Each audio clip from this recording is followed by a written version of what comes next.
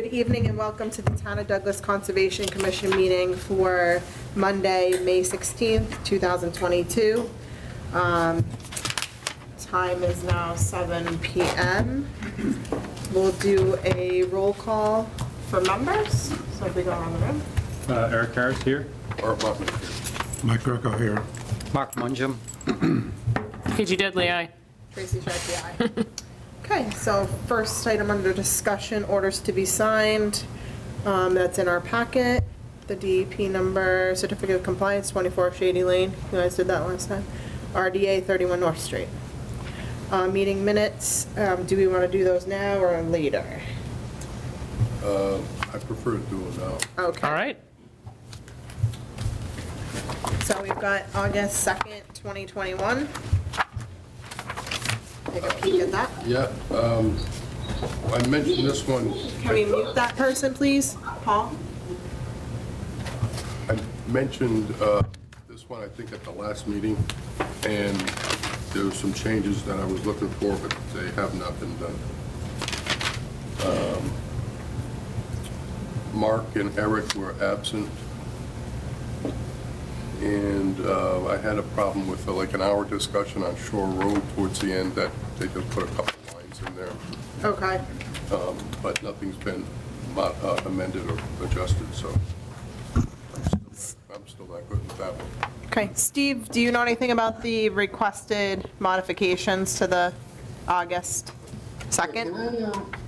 I thought she made those changes. I might have printed the wrong copy for tonight's meeting. Let me check on that and I'll get back to you before the end of the meeting. Okay. Well, it wasn't just the printed version, Steve, it was the one you emailed as well, Okay, so it was the updated one?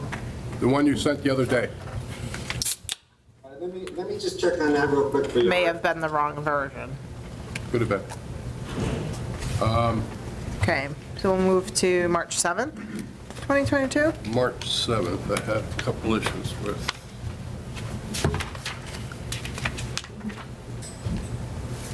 March 7th, March 7th. yeah, that's one of the old ones that we never got done.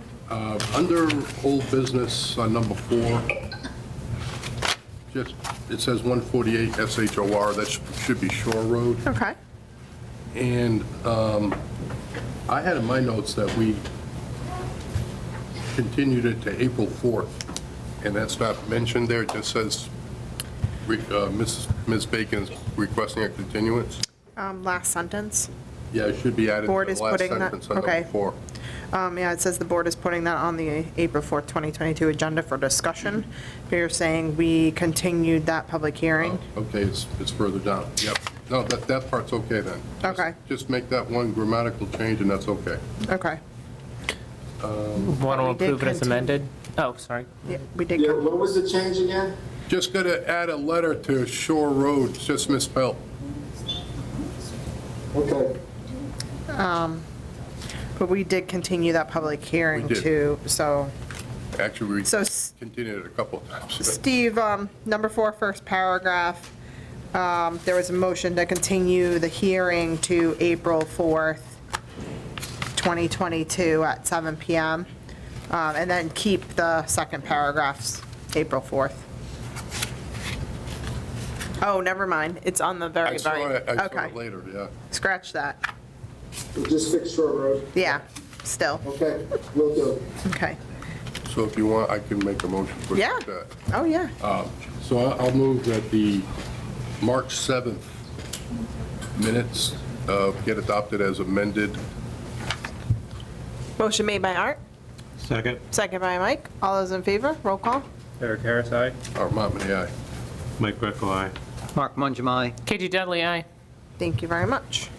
And hopefully Steve will find those revised. Okay, 55 Lakeshore Drive, DEP number 143-1026, changes to approved plan. Do you want to just fill us in, or is there someone here? Oh, John, name and address, Courier and how long? Do you need an office address or? whatever you would like to give for the minutes. Sure, 333 West Street in Milford, Mass. Okay. And then I do have a copy of the plan to present. Okay. Do Do you want it angled here, facing crowd? How would you like that? Yep, that would be good, facing the board. And then Steve, if you could pull up the PDF of the plan for screen sharing. Yeah, just to clarify, did you only approve March 7th, you didn't approve March 21st? We just approved, March 20, March 7th. March 7th, yes, that was the only We one did we not approved. do March March 24th. 7th. It's the only one we approved. Correct. So you're not looking at the 21st tonight? you only put two on the, you only put two on the agenda. So we'll go back to that. Oh, okay, sorry. That's okay. I didn't do the 21st, I was absent, so. Okay, all right. Okay. All right, so continue, thank you. All right, great.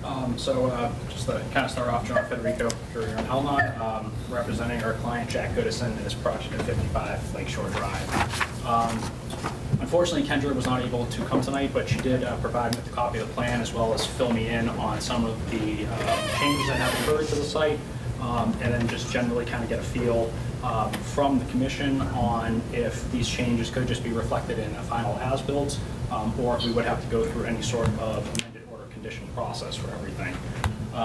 But for our first item that we have, when initially doing some regrading for the site to get in the driveway, the contractor did notice within this area here that there was some groundwater seepage along the face of the slope.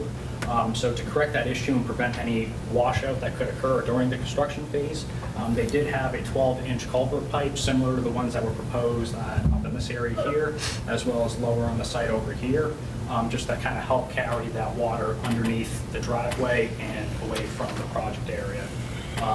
With regards to that, that's already been installed at this point.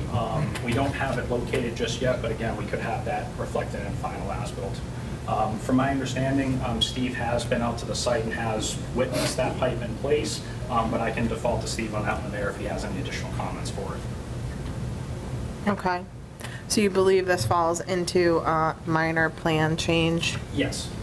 And as far as the other pipes go, we are intending to have those in place as originally designed for the plan. This would just be one additional one. Okay. And when you changing the driveway? Yes, that was going to be one of the later points that I did have, Steve. Okay. So we need to know. Why don't you go over all your points and I'll show Yeah. you the video? Sure, That's- okay, in that case, they're great. So the second item that we did have, upon review of the existing cabin, any of the renovations that were done to that, our client has decided that the proposed structure or addition that he was trying to do is no longer going to be needed. So in lieu of having a 30 by 40 square foot building located partially within the buffer area, he did want to extend his driveway portion to kind of line up a little bit more with his existing cabin. That area would be only 32 by 32, so it would be an overall reduction compared to the previous proposal that we did have. And then the final item that we just wanted to at least discuss with the commission was instead of proposing the gravel driveway, we would like to possibly look into doing an asphalt milling. As far as the asphalt millings go, they would offer more stability for the driveway itself. It does have some extra benefits as well, being eco-friendly with it being a recycled material. In addition, any sort of stone dust or potential gravel that could get kicked up by vehicles moving around there would be mitigated with the asphalt millings. So overall, helping to protect that wetland area that is nearby. And those would be the three changes that we did have. As far as limit of work and everything goes, nothing would be changing in that case. So we just would like to try to see if this could be done either administratively or, like I said, just reflected for a final as-built. Okay, thank you. I think, how are you not going out of the scope of a minor change with regrind, adding the regrind in? So from our view of everything, it would be considered more of an improvement compared to the gravel area. It does also allow for some of the impervious, or to an extent semi-impervious capabilities that we would have with the gravel there. That's more of just kind of a discussion point with everybody. If the board does want us to go through and have us file anything on the amended order side, I would like to have that discussed with Kendra and our client a little bit more closely before presenting anything back to the board. Because almost the entire driveway is within the buffer. And that is understood. So we've got many, many square feet of more impervious than the gravel being proposed in your minor plan change. And if we did end up going any sort of route where you might be looking to have us file for the amended order conditions, I mean, we're not currently changing location for the driveway other than just that little bit of an expansion outside of the buffer zone. Any plantings or anything that were previously proposed is still intended for the site. So just wanted to see potentially if you had any thoughts for any additional mitigation, if that is needed at all. But essentially, we're just trying to change the surface area, not trying to expand or anything additional there. Okay, so the area that you're doing the proposed parking, that's outside of our jurisdiction. So we are 100% fine with that. Okay. So you get that part. I think proposing and then eliminating that addition, there's a small portion, I don't know what the square footage is. As far as what's in the buffer, I don't know exactly what that would be, but overall footprint was a 40 by 40, and anything that would be for the new pavement in that area, as mentioned, it was reduced down to a 32 by 32, so overall reduction of that impervious area. Right, but you're outside, you don't get any credit for that, or you don't get any offset. So if I could, if you do a quick mathematical, like if they want it paved, right? So they could pave the 32 by 32, that's outside of our jurisdiction. And then the square footage that you're removing out the buffer, you know, as you're approaching the house, we can go around and see if that would be impervious to impervious exchange of the square footage. So at least they have a portion that is the nicer portion of what they're looking for, from the gravel to the tailings or the regrind. The house box was 30 by 40. Sorry, did I say something for that? You did, but it's fine. Oh, sorry about that. The one that's not constructed is 30 by 40. But the portion that's within our That's- jurisdictional area is only Yeah, here to so I was going here. to play geometry. Okay. So, board, I guess, the pipe is already installed, the pipe was necessary, there are a couple additional pipes, could you point out where those other The pipes are ones that were located? previously proposed was in this area right here, and then there's another one that's located, I believe, right in this area right here. So ours it would be somewhere within this area here. So there's going to be 3 total? Yes, 3 sets total. Let's see it. It's like, Does the new pipe connect to one of the pipes that was proposed, or is there No, an new pipe additional is just discharge? Additional discharge for it, just to prevent any sort of ponding or potential washout that could And occur. where is the discharge and how close is it to the wetland? Discharge would just be on the other side of the driveway. I'm not intending, or I don't believe they're intending to have that project out further than edge of driveway. But how far is that from the edge of the wetland? As far as that goes, that would be located outside of that's the about 532 square feet. So Okay, divided by- approximately 50 to 60 feet range. I don't have an driveway. exact dimensions for that. It's pretty steep there, right? Because we walked this. And get this was a 40 really feet. long driveway already. is the video on the screen? It's not Yeah. playing, it's on the screen, yeah. There you go.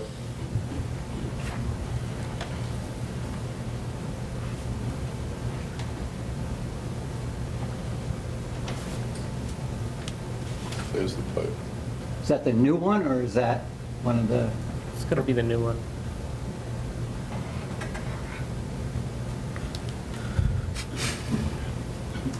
I think this is the new one. So did you have a riprap discharge area that was also put in? Or what is that gonna look like on the outlet side? I'm not sure, we didn't design anything for that riprap area. Well, what are the other 2 pipes have? Other ones look like it is flared end sections that are being proposed for those. Right. Because we're pretty close to the wetland edge there. It just says flared end section, so yeah. Which I think that's what we said we were gonna do, I just, And then reestablish native.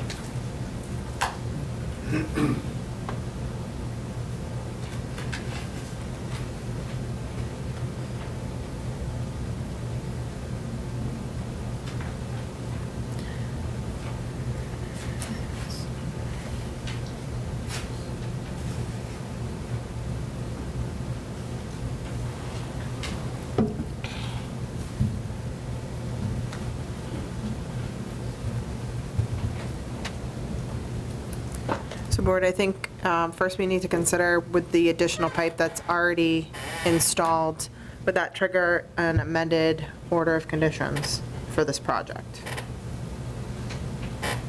Any thoughts? the pipe by itself, no. Okay, The discharge. because it's within, well, I'm sure it's going to be the same as the other two pipes that we've already approved with the flailed. Right, it's the Flared same edge. style and it was deemed necessary, like the extraneous, the extra needed pipe makes sense. Is it any closer? I mean, I can't see a plan. Is it any closer to the wetland than what the previous pipes or what The other whole pipes are? We thing, do have a closer Yeah. pipe that is the third set, or the one that's You going to be can't see what I'm closer to looking the at, but- existing structures. there's one closer and one further away, and this one's in between the two. And you have silt fence and wattles or straw Yes, bales the already out there? Silt fence is already in place. Okay. That is still intended to remain in place throughout Yeah. the duration of the construction. And then we do have also those mulch check dams or Okay. stump grinding check dams in place as well. They got stump grindings too, all the way along. Okay, all right, good. So does the new 12-inch pipe come to the surface as a catch basin, or is it all underground and just picking up groundwater? It is underground. I do believe that they had a small area kind of excavated out to kind of collect any water in a low spot before having it discharged through the pipe. But I unfortunately have not been out to the site, so I'm not sure of the exact construction for that. So there's runoff just coming out, washing out the roadway, the gravel roadway, so they put the pipe in and, Well, it hasn't Dug it washed out yet, but they wanted to make sure that they prevented anything for it, so they did have that extra set added in. okay. And then there was kind of a settling basin that was dug out? From looking at the photo, it does, or Steve's video, it does look like they did have something that was there for it. But if there is something specific that the commission would be looking for in that case, I can make sure we relay it to our client, our contractor. Yeah, I think conditionally, we do not want any sediment movement toward that wetland area for all three of the pipes. So none of them should be having sediment carrying to that wetland edge.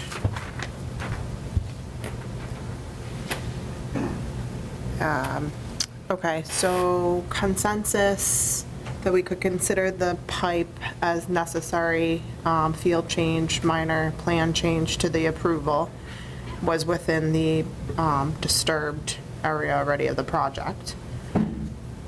Any opinions? No? Okay.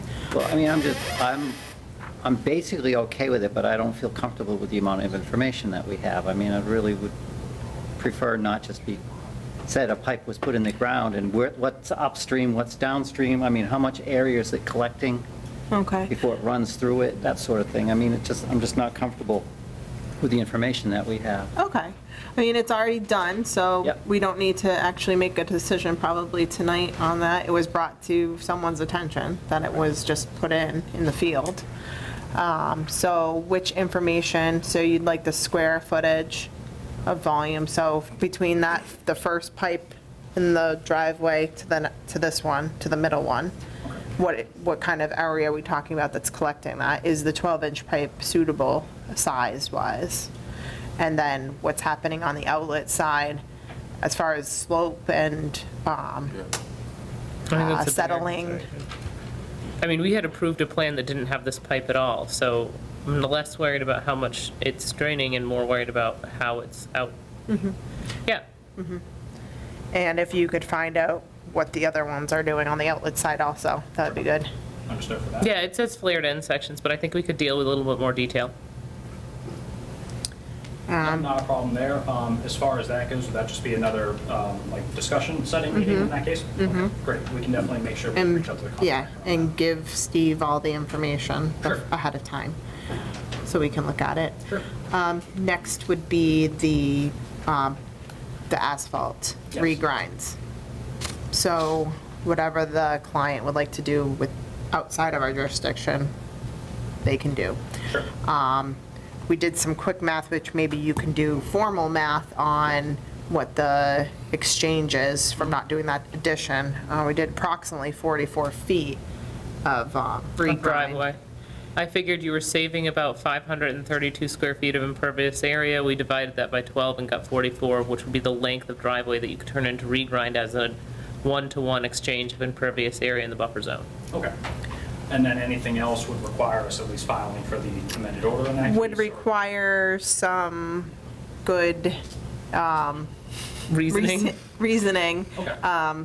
just to what you were saying as far as an improvement for washing out for potential sediment, fine sediment heading into the wetland versus this regrind, which will eventually become totally impervious. We all know that, so, versus the gravel that you may bring in and fill, and then we want numbers. So we're showing us exactly what the customer would like to do. Sure, and as far as numbers, you're talking overall square footages for everything? Sure thing. And if you're going to associate any improvement, so we have less of a pervious surface that you're proposing, where's that additional flow going if you're, which way you are, if you're crowning it, if you're splitting it, so that may head into that calculation that you're gonna give us for the Okay. pipe. But we need it all in writing so we can condition it. Sure. This is what we're doing, and have it in the file. Okay, all right, understood for that. And I think the pipe's already in, you just need to supply us with some more information that we can Okay. be comfortable with. All right, as far as the remilling portion, I don't believe anything's set in stone yet, so I'll make sure that that is thoroughly talked over with the client and Kendra, so that when she comes back, everything is tightened up for you all there. Okay, All right, thank you so much, appreciate it. you're welcome, thank you. See you next month. June, yeah. Okay. All right, next item, request for a certificate of compliance, 19 Ebola Court, Eric Martinson, possible votes. Steve, would you like to fill us in on this? Yeah, so I'll come in with the plans for both of these. I just got a video. So 19 Ebola Court, let me bring the plan up.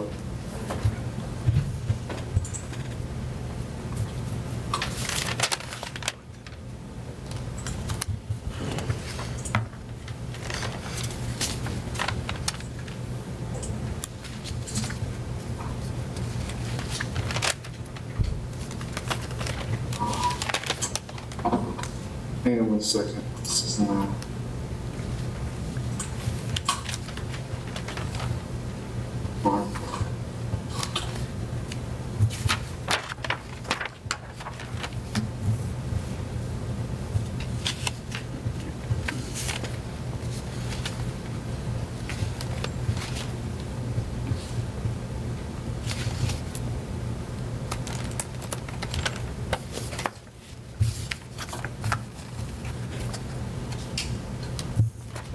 Hang on one second. Yep, no problem, take your time. I'm gonna bring the color plan up so you can see it.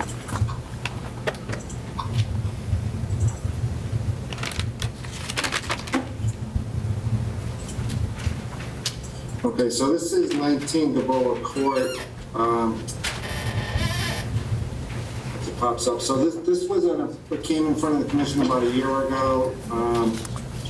There was a little wetland here to the left, the driveway. This is what's existing on the left. They did an existing plan, and then this was the proposed plan on the right. They were going to put a proposed addition on. The work they never did any of the work. So the work associated with this filing, no work was done. They filed the order conditions. They're selling the house. They're looking to clear up the order conditions on this lot. But I can bring both set of plans, and why it's relevant is because There was also, if you look on the existing condition plan, there's a back lot here within a house up in this back lot, and I'll bring up the old plan. That was done probably about 10 years ago. And then for that order of conditions, they filed for this driveway. The driveway went around this existing driveway, how it is now, went around this wetland, and it curved onto lot 19 and 17 Gilboa. So both lot 19 and 17, the order of conditions went on it. So 19 Gilboa Street actually has 2 order of conditions. The one they never did, which I think you can clear up quite easily.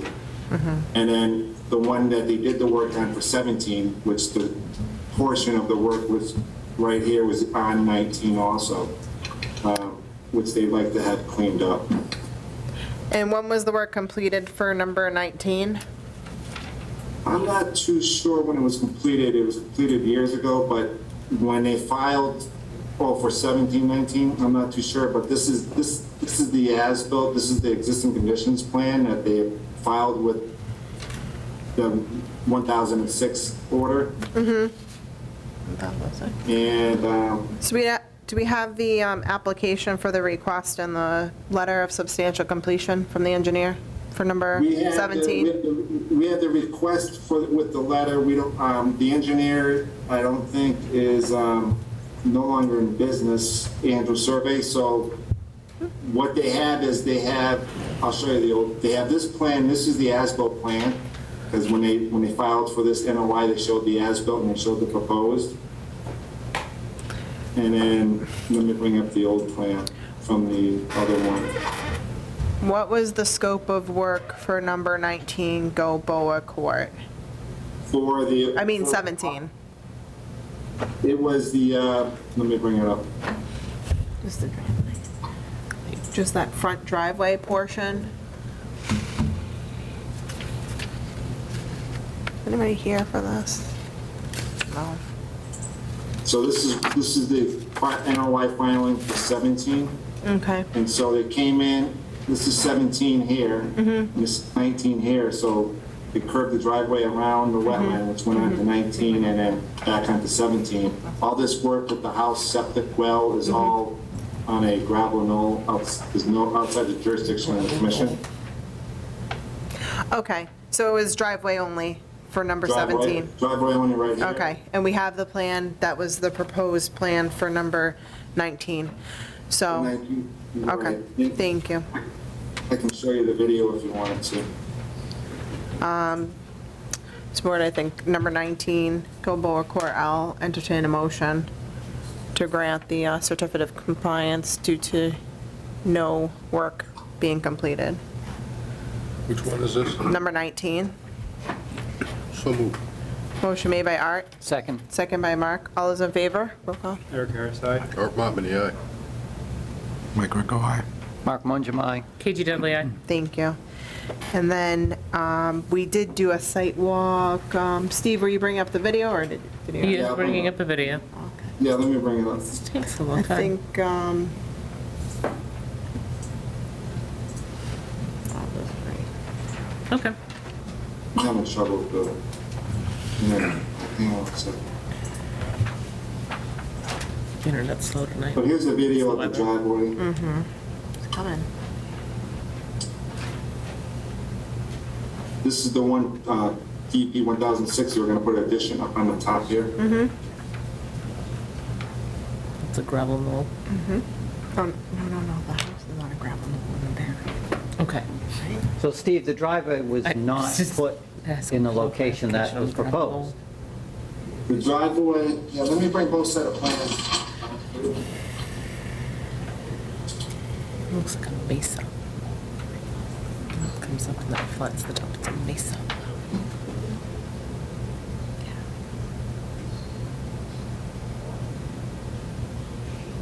I mean, it's paved. Oh, no, it's definitely there. It's definitely stabilized. So you've got grass, it's got some crushed rock, it's got some, Thank oh, you. Steve's here. So, this is the.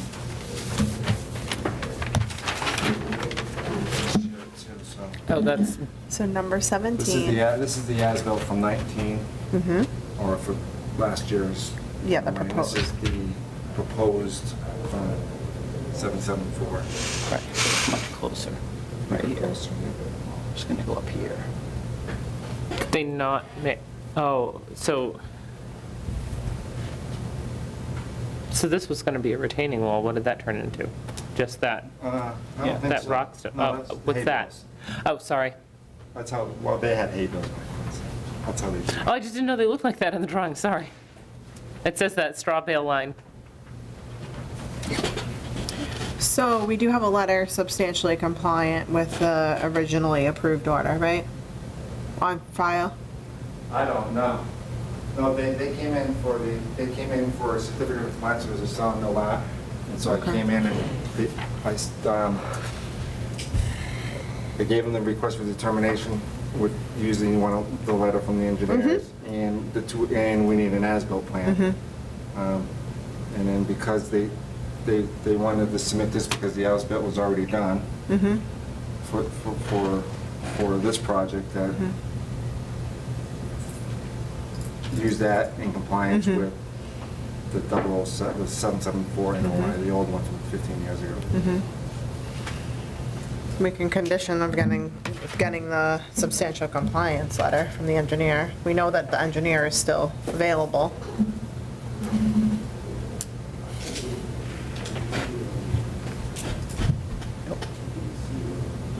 Board, any thoughts?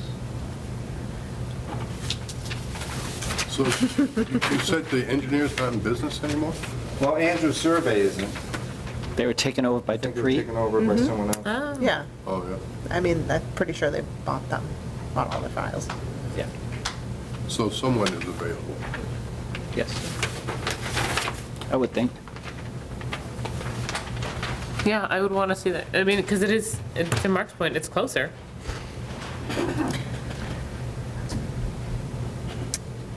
I think it's a little different, but, what's everyone thinking? What's different in what A respect? little bit closer.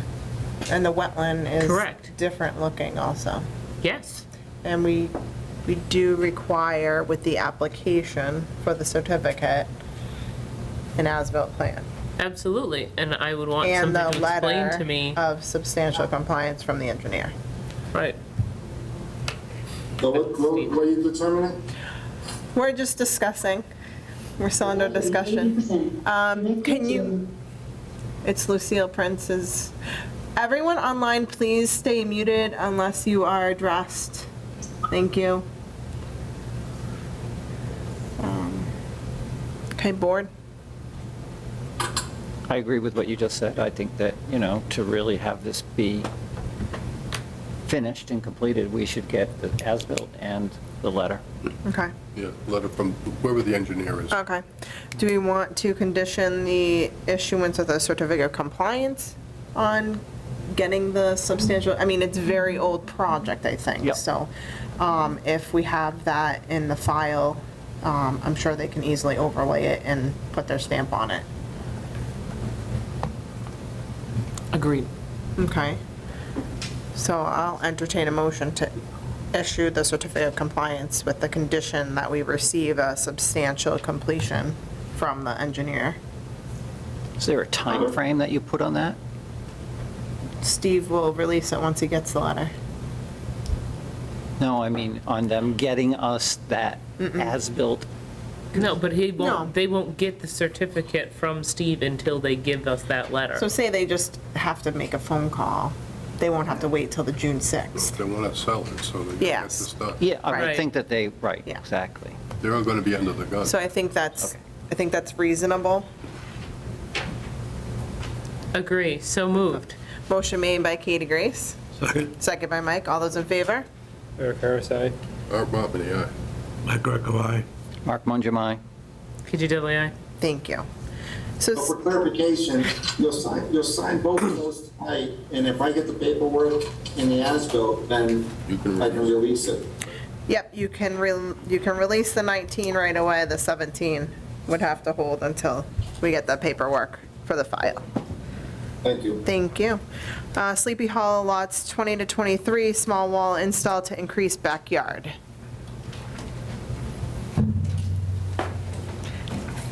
This is, we asked for some more information, I think, last time. Yeah, we can wait till, So I do have a few smaller copies of the plan here. And then I also did reprint some information I believe was previously presented by Andy on the project. oh, right. Thank you. I'm sure you want to pass that down. And then I did bring the original approved plan that we had for the site, as well as our proposed plan for everything.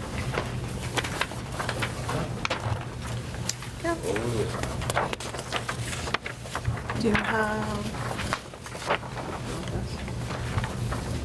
one more copy of the? I do have an extra copy coming around.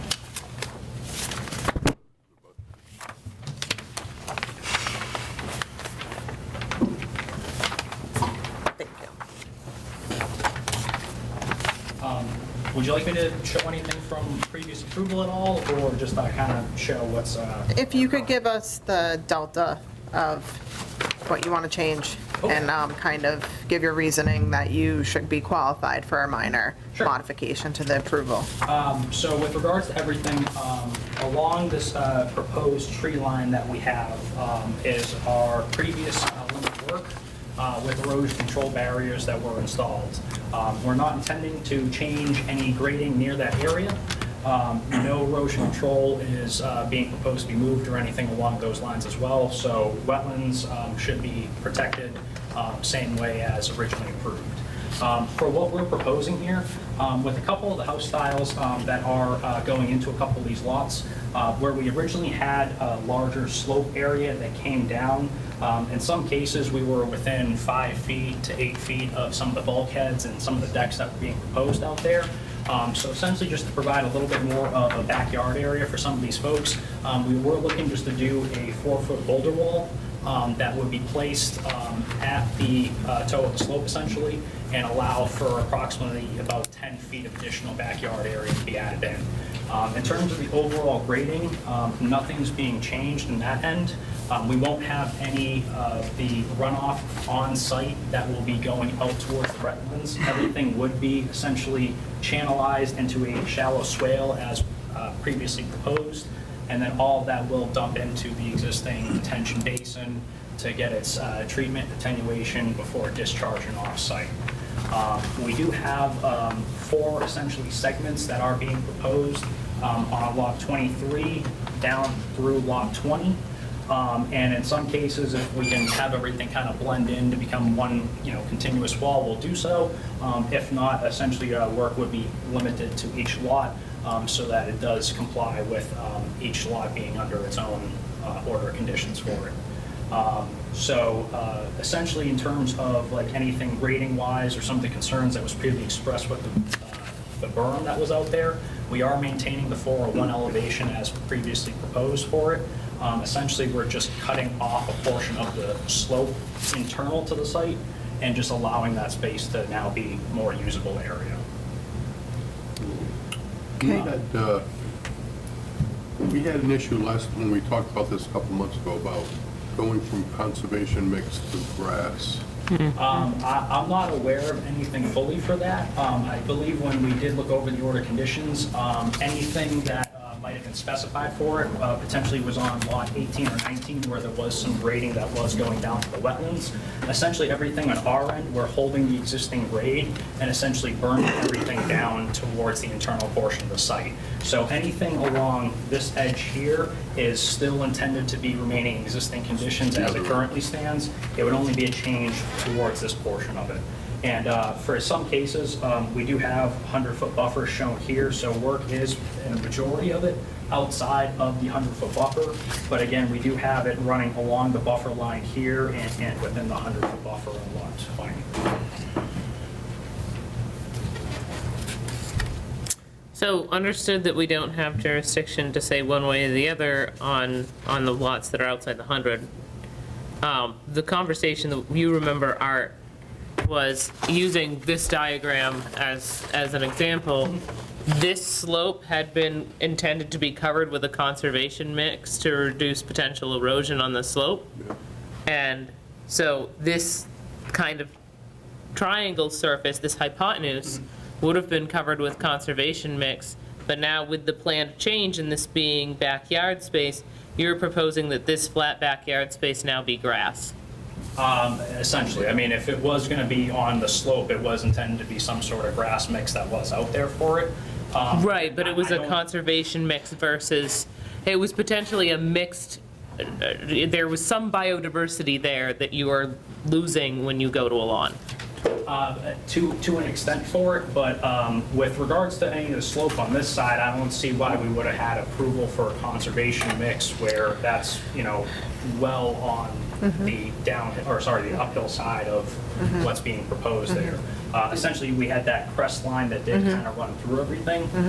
So, I mean, definitely for these lower lots where they were pitching towards it, I could see that coming into play, but on some of these, especially on like 23 and 22, I don't recall that discussion ever taking place during our initial filing for everything.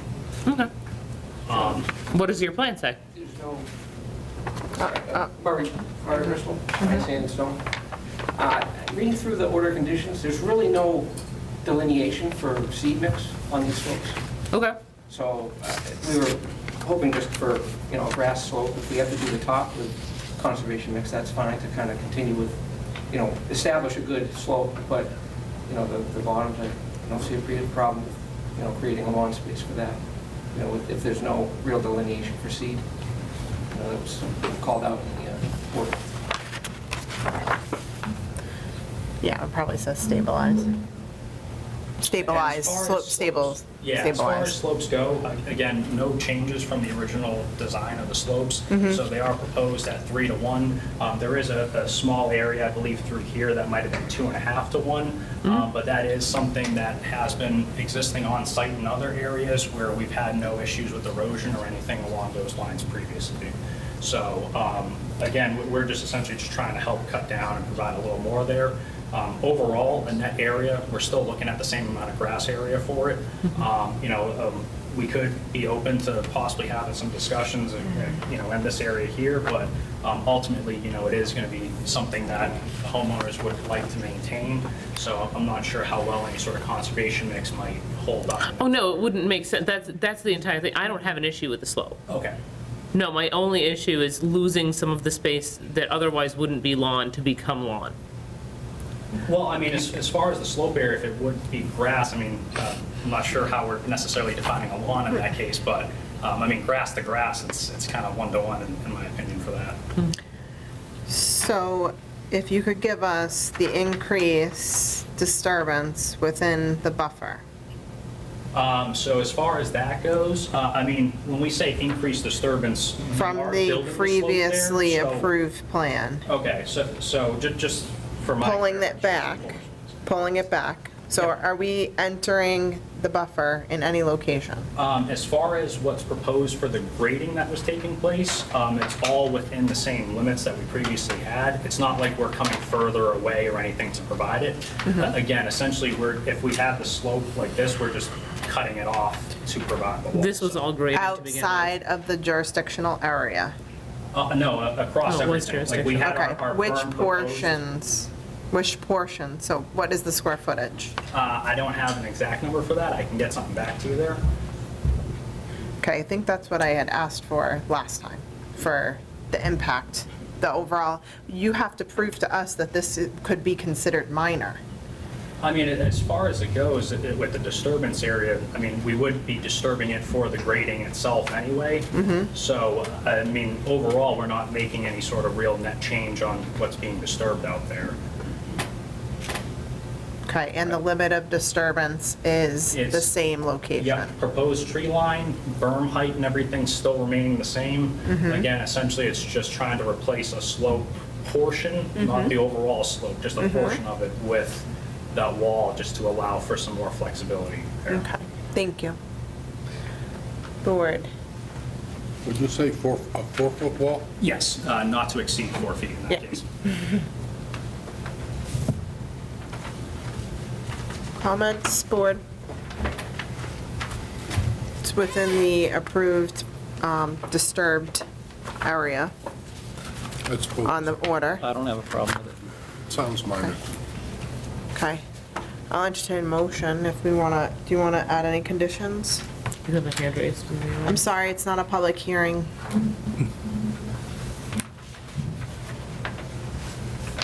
Entertain a motion. Mark, you have any comments? Nope. Wow. Okay. I'll entertain a motion. To approve this modification to lots 20 to 23 as a minor plan change. Yeah. Second. With a condition that the wall shall be no No more. higher No more than 4 feet. on lots 20 to 23. Motion made by Art, Second. second by Mike. All those in favor? Eric Harris, aye. Art Monmany, aye. Mike Greco, aye. Mark Wondermy, aye. KG Dudley, aye. Thank you. Great, thanks so much. Okay, new business. Request for determination of applicability, Ebola Court extension, lot number 5, driveway install, Carol Gugolinski, William Cogley. The, You want to handle those separately, Tracy?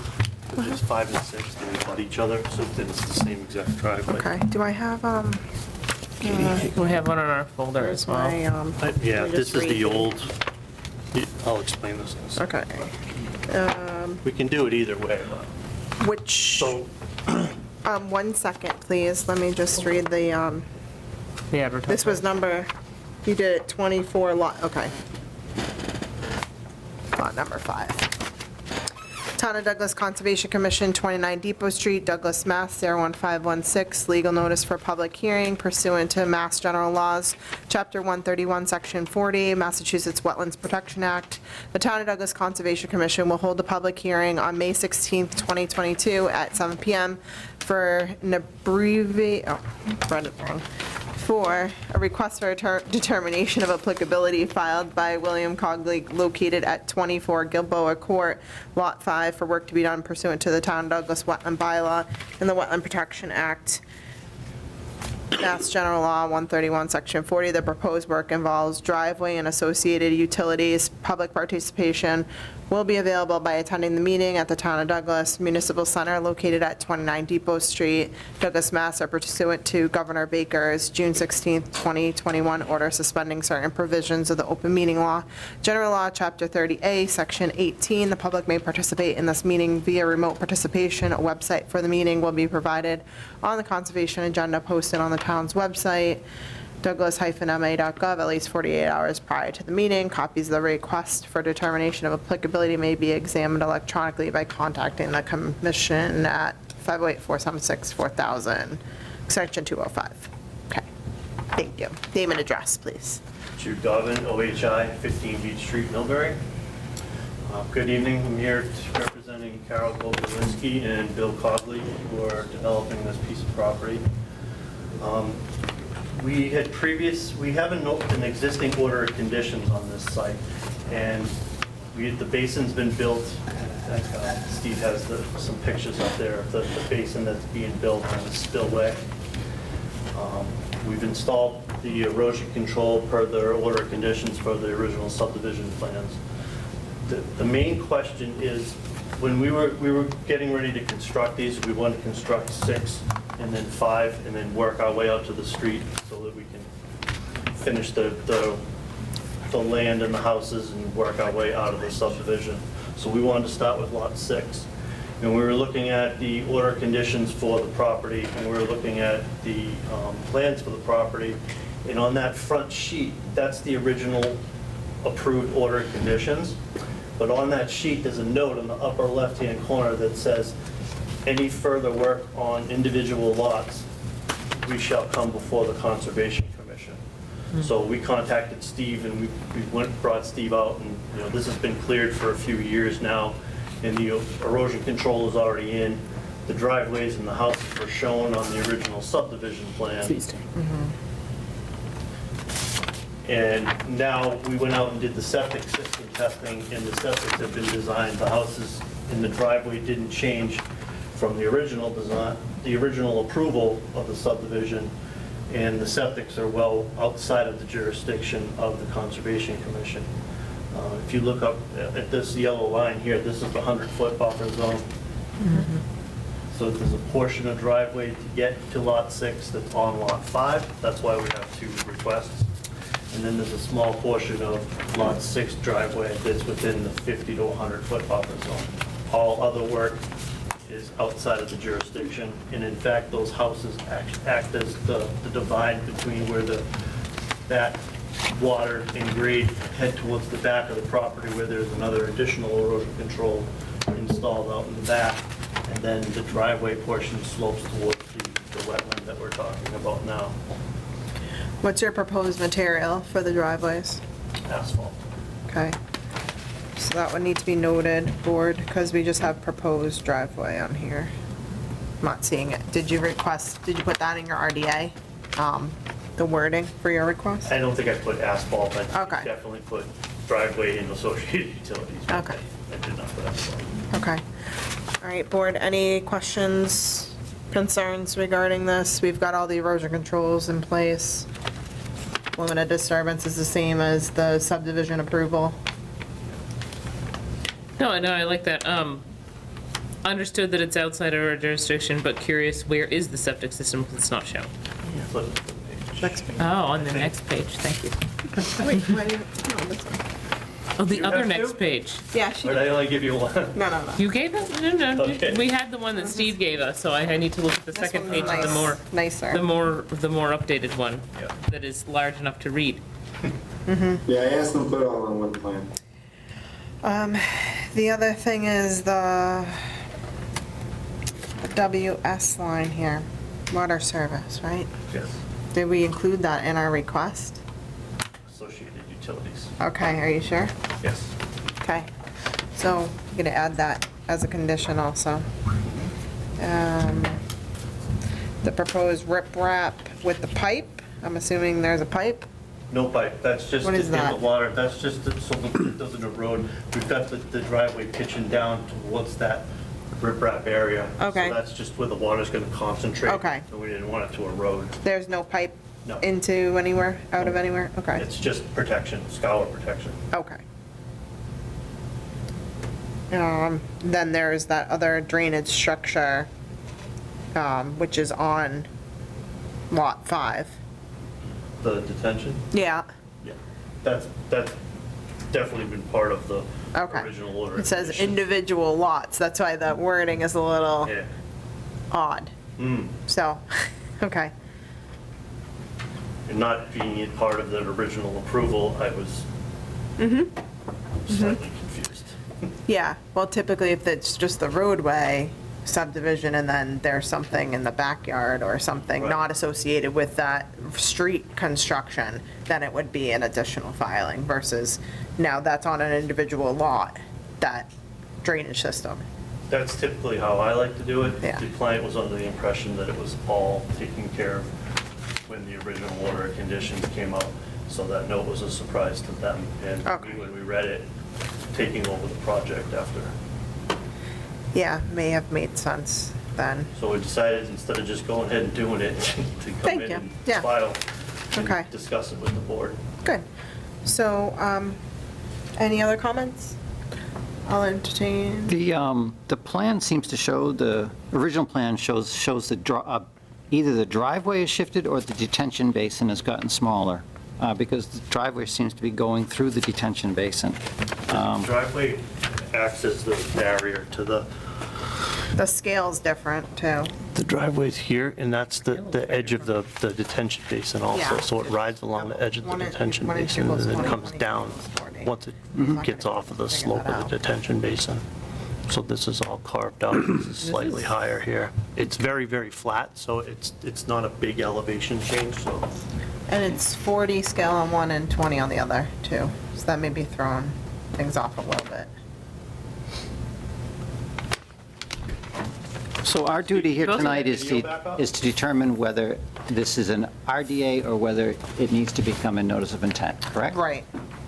We're not amending the original order. It would be, is this proposed activity? Well, going to- the original order was specific in saying that if there was work within the buffer or the wetland, that they would have to come back Right, and so get it the approved. request is would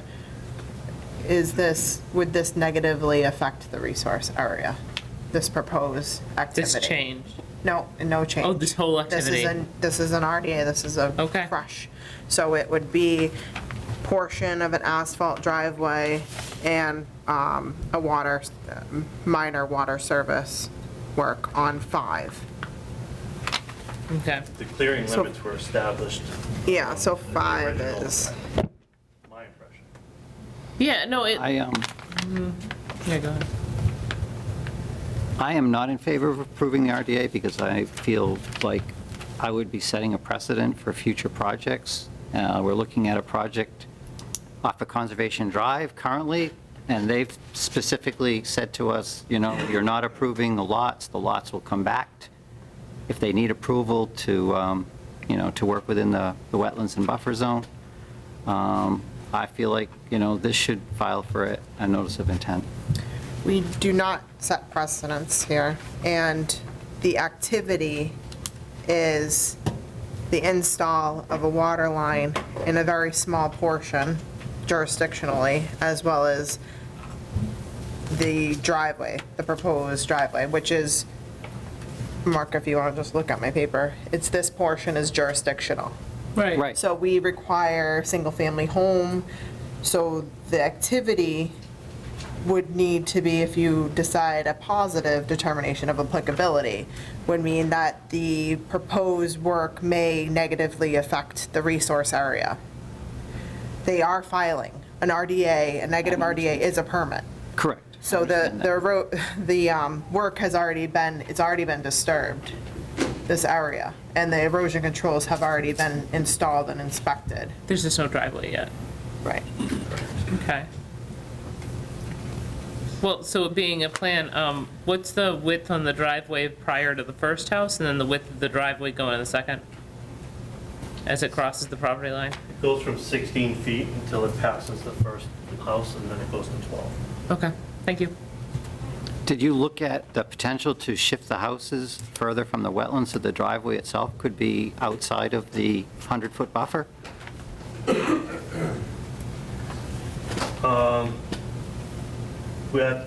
That's where we found the soils for the soil testing for the septic, and then the house was in front, and we didn't look at changing what we thought was approved in the original filing. So, but I thought the driveway was also acting, at least on number 6, acting as the, the edge of disturbance for that wetland. Right. Yes, it is the edge, yeah. So, and then It's as a far minor as the grade. slopes that are existing out there, Say that, I'm sorry? the slopes that are already existing, so that works, that driveway works with those slopes.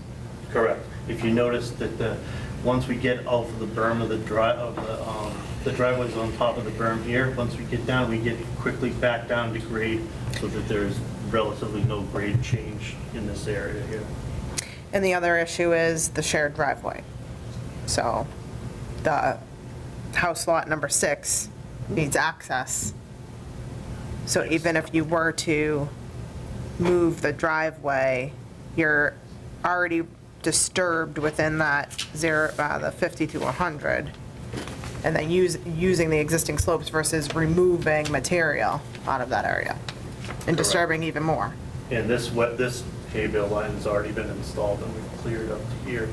It's already cleared, Yeah, it's been like The that limit for of some time. clearing, this limit of clearing which is was already cleared. approved through the original order. Correct. The original order included the clearing. Mm-hmm. Okay, no, that, In the narrative, it said the houses and the driveways and stuff, but, so when I was reading that, I'm like, okay, we've got an order of conditions for the road, the detention, and the 2 lots. But then It was only that for the note clearing. number 2 or 3 on the plan says that we have to file something with the commission to let you guys know my assumption was if we didn't find testing in the back and we had to move these houses around substantially and put the septic in a different spot, that you guys wanted to know that stuff, so Yeah. that was my opinion. No, I'm just in my head trying to figure out what is the delta, what is the impact, and as far as it's the addition of the non-pervious surface area of the driveway in the buffer zone.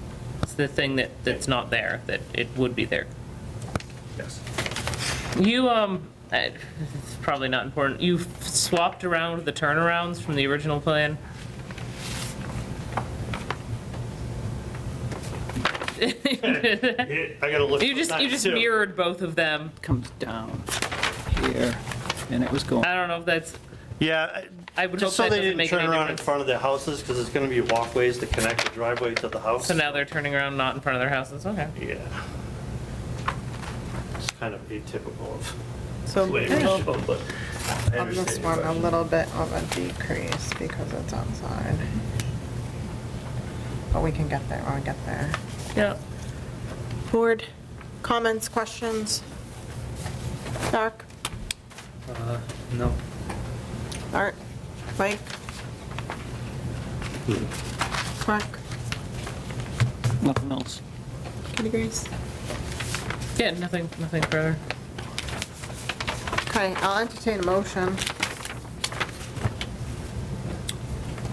Motion to do a negative RDA? Motion made by Art? I'm sorry, Se- are we doing them both together? No, lot 5. Okay, then I'll make a motion to approve a negative RDA for lot 5. Okay. Second. Motion made by Art, seconded by Mike. All those in favor?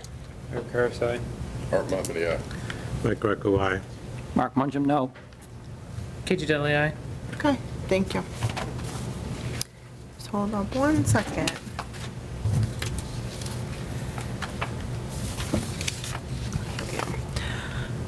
Okay, time is 8:02. Town of Douglas Conservation Commission, 29 Depot Street, Douglas, Mass. 01516. Legal notice for public hearing pursuant to Mass General Laws, Chapter 131, Section 40, Massachusetts Wetlands Protection Act. The Town of Douglas Conservation Commission will hold a public hearing on May 16th at 7 PM for a request for determination of applicability filed by William Cogley, located at 24 Ebola Court, Lot 5 for Lot 6, for work to be done pursuant to the Town of Douglas Wetland Bylaw and the Wetland Protection Act, Mass General Law 131, Section 40. The proposed work involves driveway and associated utilities. Public participation will be available by attending the meeting. Town of Douglas, or pursuant to Governor Baker's June 16th, 2021 order suspending certain provisions of open meeting law. The public may participate in this meeting via remote participation. Website for the meeting will be provided on the conservation agenda posted on the town's website at least 48 hours prior to the meeting. Copies of the request for determination of applicability may be examined electronically by contacting the commission, 508-476-4000, extension 205. So this is a public meeting, so, I don't know why that's saying public hearing, so if you could use the correct notice next time, that would be great. Robin, OHI, 15 Beach Street. I'm here representing Bill Cogley and Carol Pogolinski on Lot 6. Do you want me to re-explain it all? Are there any questions on the impacts to lot number 6 versus what was approved on the approved shown plan? As far as the driveway, the turnaround is actually opposite. It appears to be outside, more outside of the jurisdictional area. In the turnaround is, but I don't see how this, did you move the house back? It's hard to tell. If the house is not moved back, then there can't be, there's not an improvement. So that's actually gonna be my comment, is did you consider moving the house back to reduce the amount of impervious surface inside of the 100-foot buffer zone? We moved the house back slightly just to get it closer to the septic system, which brought the turnaround further away from the Okay. jurisdiction. But you didn't consider moving it anymore to potentially reduce impervious surface area? No. Okay. think you're getting into grading back there too. And tree line clearing. The other thing I want to specify is they are proposing the asphalt driveway. So the type of driveway that we would be voting on would be the asphalt. Understood. And then the water service.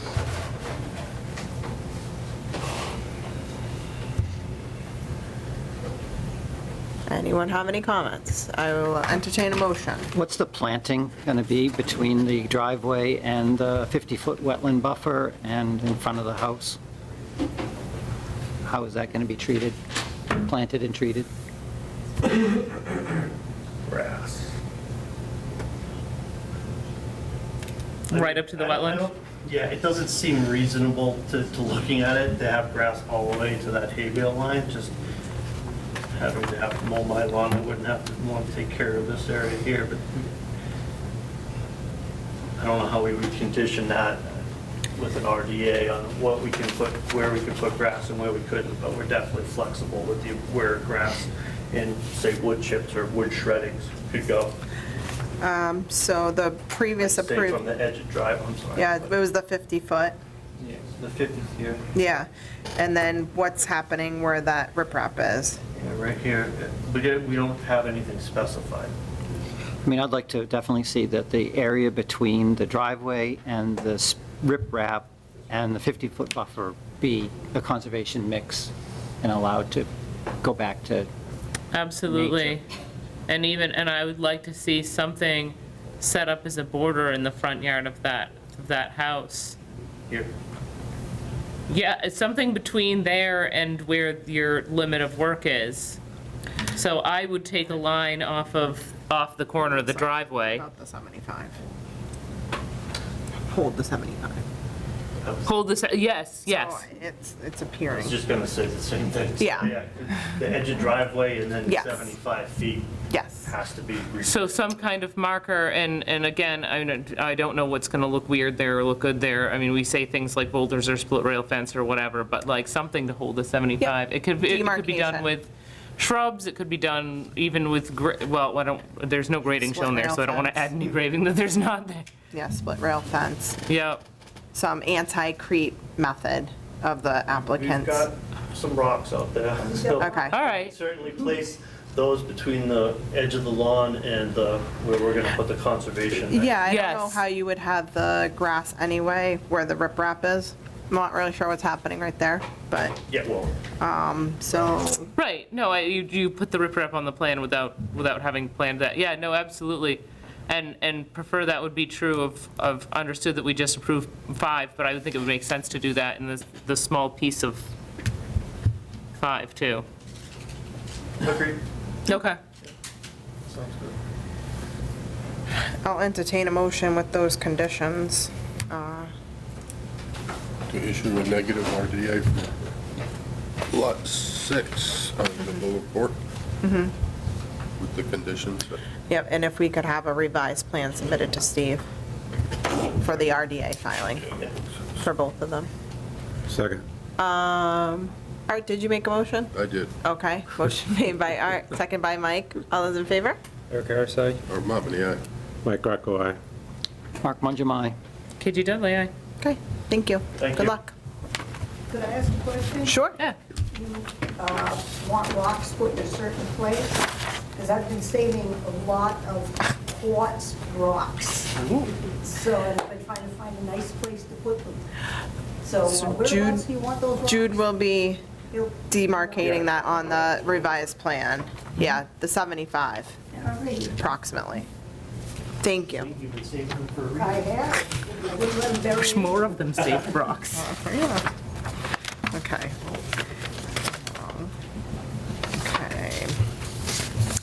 Next item 7 PM RDA public meeting, request for determination of applicability, 424 Northeast Main Street, septic repair, Wendy Lubis, possible votes. Name and address, please. Oh, actually, let me just read. Town of Douglas, Conservation Commission, 29 Depot Street, Douglas, Mass. 01516, legal notice for public meeting, request for determination of applicability. The Town of Douglas Conservation Commission will hold a public meeting for Wendy Lubis on May 16, 2022 at 7 PM in the Municipal Center, 29 Depot Street, for work to be done pursuant to the Town of Douglas Wetland Bylaw and the Wetland Protection Act, Mass General Law, Chapter 131, Section 40. The proposed request for determination of applicability work location is 424 Northeast Main Street, and the applicant is requesting permission to septic repair. Public participation will be available by attending the meeting at the Town of Douglas Municipal Center located at 29 Depot Street, Douglas, Mass. or pursuant to Governor Baker's June 16th, 2021 order suspending certain provisions of the open meeting law, general law, Chapter 30A, Section 18. The public may participate in this meeting via remote participation. A website for the meeting will be provided on the conservation agenda posted on the town's website, www.douglas-ma.gov, at least 48 hours prior to the meeting. Copies of the application may be examined electronically by contacting the Conservation Commission, 508-476-4000, extension 205. Okay, welcome. Name and address. My name is Raouf Makaris with Alpha Omega Engineering, 25 Highland View Drive, Sutton. I'm the design engineer for this project for the owner, Wendy Lubis. We have an existing cesspool right here that's completely inferior, and there is sewage coming on the surface for the abutting property. And actually, we believe this is like an emergency repair. We're proposing to replace it with a Title V septic system, very close to it between the garage and the house. There's an existing walkway that goes around to the driveway. This will be removed, replaced with a grass area. There is not much changing to the site. Everything will be in existing lawn area, plus removing the walkway. There is a very minor grading here to meet the required grading for the septic, and we're adding a 40 mil barrier to bring all the grading closer to the house. We're also requested a bunch of variances from the Board of Health, and we granted all of them to keep the septic much closer to the house and farther away from the wetland. We're surrounding the whole area with erosion control, the whole work area. And here also, basically it's an improvement to the site, and there's no much change to the site. We're not cutting any trees, we're not removing any shrubs. The whole site will remain grass. Okay. How close are you to the closest portion, existing versus proposed? It's almost the same distance, is about maybe 65 feet Okay. to the wetland. And the wetland is across the street. Okay. I can't see from here. Oh, sorry. That's okay. Board, any questions on this one? I think it's an emergency. So it's wet on the other side of the street? Yes, on the other side. Thank you. Mark, anything? Sounds like it's gotta be done. Yeah. Well, Like tonight? It's closer to the house, so. We brought it as close as possible, like 6 feet from the house. Yeah, nice, good. I'll entertain a motion. Issue a negative RDA for 424 Northeast Main Street. Motion made by Art, Second. second by Mike. All those in favor? Karisai? Bob Marley, aye. Mark Mongemi. Kitty Dudley, aye.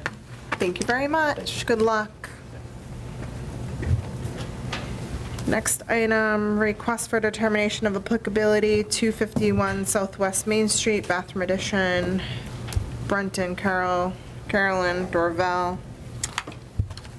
Town of Douglas Conservation Commission, 29 Depot Street, Douglas, Mass. 01516, legal notice for public meeting, request for determination of applicability. Town of Douglas Conservation Commission will hold a public meeting for Brent Dorval on May 16th, 2022 at 7 PM in the Municipal Center, 29 Depot Street, for work to be done pursuant to the Town of Douglas Wetland Bylaw and the Wetland Protection Act, Mass General Law, Chapter 131, Section 40. The proposed work location is 251 Southwest Main Street, and the applicant is requesting permission to build an addition of approximately 41 square feet and reconfigure a bedroom to add a bathroom. Public participation will be available by attending the meeting at the town of Douglas Municipal Center located at 29 Depot Street, Douglas, or pursuant to Governor Baker's June 16, 2021 order suspending certain provisions of the open meeting law, general law, chapter 30A, section 18.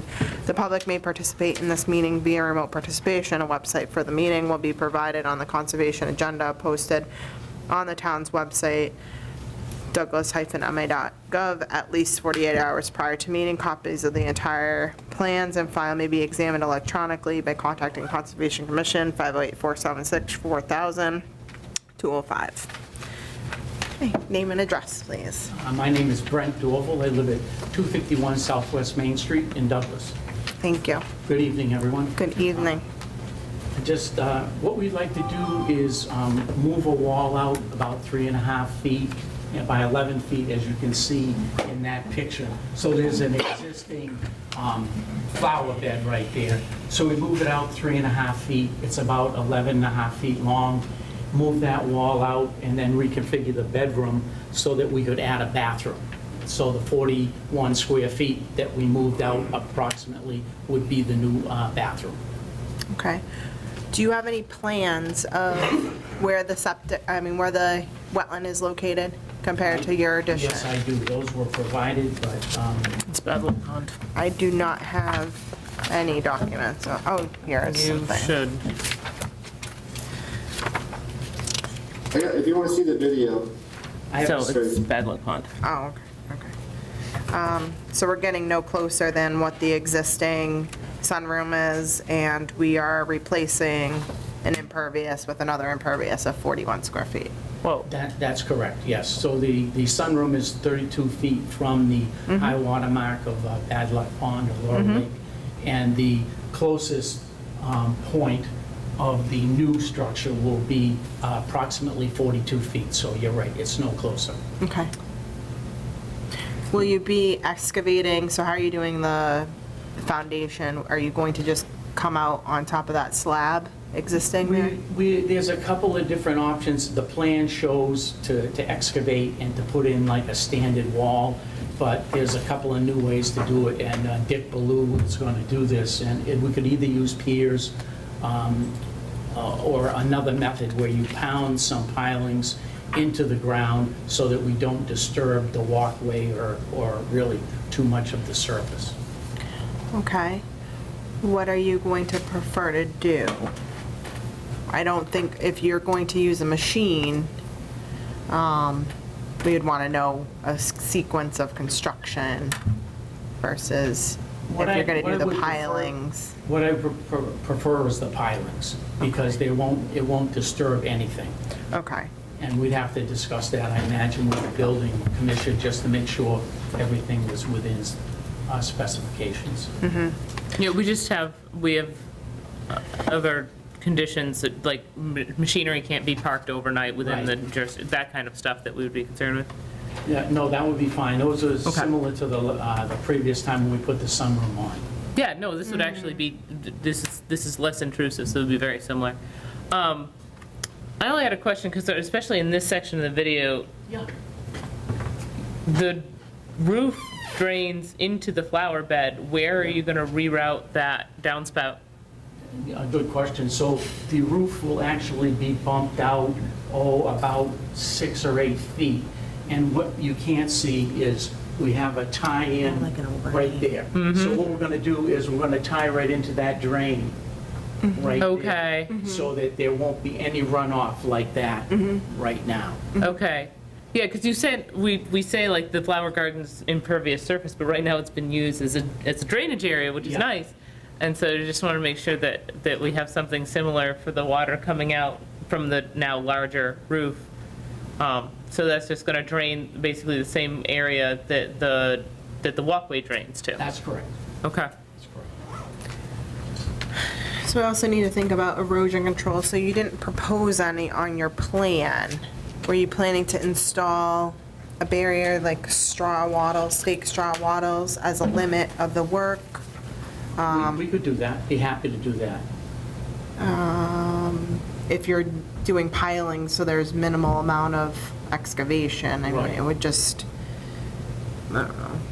We'll put erosion controls in place and then have Steve look at Yeah, it. we'd be happy to put in bales, So or if you- whatever you recommended. Yeah, stake strut wattles, say along the property line to just beyond the proposed addition.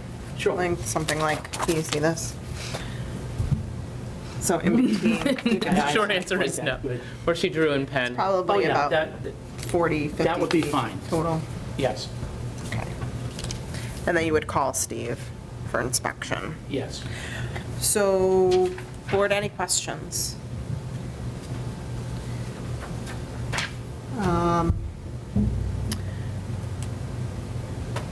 Would we want to condition this for the piers being used?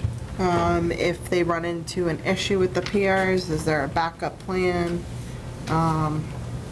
Any feelings? I wasn't gonna condition the piers, I was gonna Okay. condition the downspout, the erosion controls, and the no parking overnight in Okay. of the machinery. Those were the Okay. 3 conditions that I was gonna recommend. Okay, all right, so, because I would prefer not to, if you needed to use a machine, it would probably be less than 1 day that you would have to use it. Sure. And then Yeah. you are adding the erosion controls.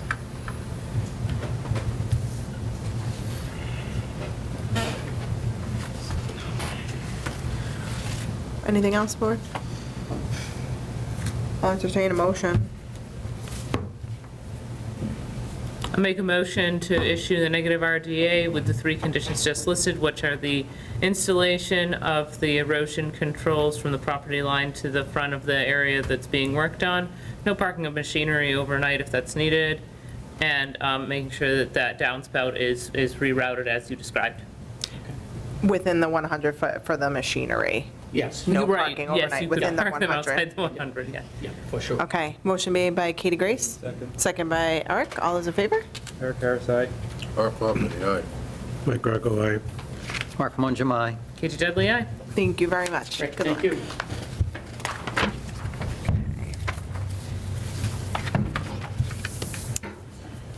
Okay, 7 PM, ANRAD, public hearing, abbreviated notice of resource area delineation, 100 Davis Street, Peter Michael Business Park, possible votes. Town of Douglas Conservation Commission, 29 Depot Street, Douglas, Mass. 01516, legal notice for public hearing pursuant to Mass General Laws, Chapter 131, Section 40, Massachusetts Wetlands Protection Act. The Town of Douglas Conservation Commission will hold a public hearing on May 16th, 2022 at 7 PM for an abbreviated notice of resource area delineation filed by McIntyre Loam located at vacant land located off Davis Street. There is no address assigned to this property. Assessor's references are as follows. Map 165, lots 27, 28, map 166, lot 15, map 168, lots 7, 8, and 9, for matters pursuant to the Douglas Wetland Bylaw and the Wetland Protection Act, Mass General Law 131, Section 40. The proposed filing involves confirmation of resource area boundaries, including bordering vegetated wetlands and stream bank. No work or site disturbance is proposed at this time. Public participation will be available by attending the meeting at the Town of Douglas Municipal Center located at 29 Depot Street, Douglas, Mass. Or pursuant to Governor Baker's June 16, 2021 order suspending certain provisions of open meeting law, general law, Chapter 30A, Section 18. Public may participate in this meeting via remote participation. A website for the meeting will be provided on the conservation agenda posted on the town's website, douglas-ma.gov, at least 48 hours prior to the meeting. Copies of the ANRAD may be examined electronically by contacting Conservation Commission, 508-476-4000, extension 205. Who is here presenting? Name and address, please. Hi, good evening. I'll just introduce myself, Tom McIntyre, McIntyre Loom, the applicant. Presenting will be Michael Dryden. Thanks, Tom. Good evening, all. Good Again, evening. Michael Dryden, Senior Project Manager, Allen Engineering. As was read into record, we're here for ANRAD only. There's no proposed work associated with this filing. We have a sizable piece of property. It's about 200 acres. There's 6 different owners, or 6 different parcels, 5 different owners. And if you're familiar with the property, let me just get you oriented here quickly. Outlined in bold black is the 160 acres that I mentioned. Route 16, Davis Street along the bottom, the Uxbridge Douglas town line, or essentially right in that upper right. Sorry, if I could just interrupt. Steve, could you share, screen share the plan for the public? Sure. Thank you. And that reminded me, Steve had sent me a message just before I walked in, so. Nice. Would you like me to hand it to you? Yes, thank you. There you are. Thank you very much. Thank you. So the first thing I want to just make sure that we're clear on is, this is 160 acres. By the way, this is an out parcel, sort of almost landlocked in the middle. It's not part of the project site. I'm sorry. Excuse me, if everyone can please be quiet in the audience. Excuse me. Sorry, if you guys wanted to talk out in the hall, we got backup noise over here. Thank you, sorry about that. I'll be brief. I know you have a long agenda. Yeah, that's okay. So we have, again, 160 acres. Dunleavy Brook is here, and there's an unnamed intermittent stream, all of which flows in a northerly direction. We're only seeking confirmation of the resource areas for the western bank to the west. Everything on the east side is not part of this filing. And we made that clear in the filing and the narrative. We are showing some of those resource areas to the east, but they're ghosted and there's no flag numbers. So only the resource areas that have flag numbers associated with them are part of the ANRAD filing. And it's quite extensive. We have intermittent stream bank, about 2,200 linear feet. Perennial stream bank, about 3,100 linear feet. Bordering vegetated wetland, we have over 9,000 linear feet. And then we also have isolated vegetated wetland, right around 800 linear feet. And I should also note that in 2 locations here, this isolated wetland, I know it's difficult for you to see from there, and then another small isolated wetland here, both have both physical and biological vernal pool criteria, and that's in the report that was provided to you. So we fully acknowledge that in those 2 isolated areas. We do expect that the commission will hire a peer review consultant. I just outlined a significant amount of resource area, so we know that that's a significant undertaking. It's really that simple at this point in time. I can get into more detail if you like. Okay, so we have an estimate of 2,900 for Art Allen, Mr. Allen, to review. The applicant is agreeable to that amount? Yes. Okay. That seems It was reasonable to me, Okay, given what we have out here. okay. So I think I'll entertain a motion to accept the proposal of 2,900 for Ecotech Art Allen to peer review on behalf of the board. So moved. Motion made by Art. Can I, before you accept the proposal? We're not doing, I'm can I- sorry, sir. I'm sorry, sir. This is all, my property's all littered all over this thing. Okay, Before you- so could I? before you- The public want to have a chance to talk. This is about issuing a report by an engineer. I get it, but then. how Sir, do you need to be report addressed. across I'm my going to property? have to- What's being proposed here? Mr. Flansburgh, please go sit down. We're not continuing the hearing yet. Once I'm ready to open it for public hearing, you can, please go sit down. Thank you.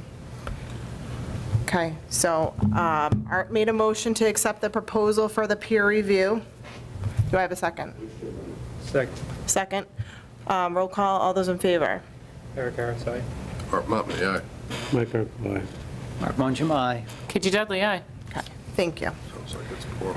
Okay, so we'll wait for the peer review, then you guys, we'll send it to you, and then you can discuss that. Okay.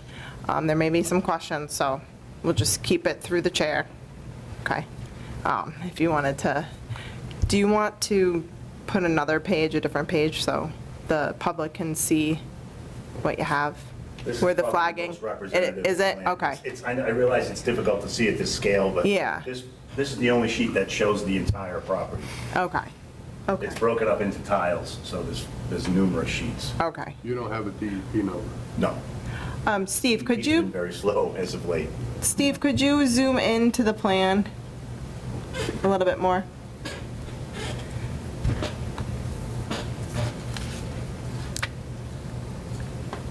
Okay, a little bit better. Thank you. Okay, so this is a public hearing, so anyone in the audience have questions or concerns can address them through the chair, specifically for what we have in front of us right now. And, do you have a question? Name and address, please. I'm Peter Kelleher from 45 Cathy Trail. I'm actually an Uxbridge resident.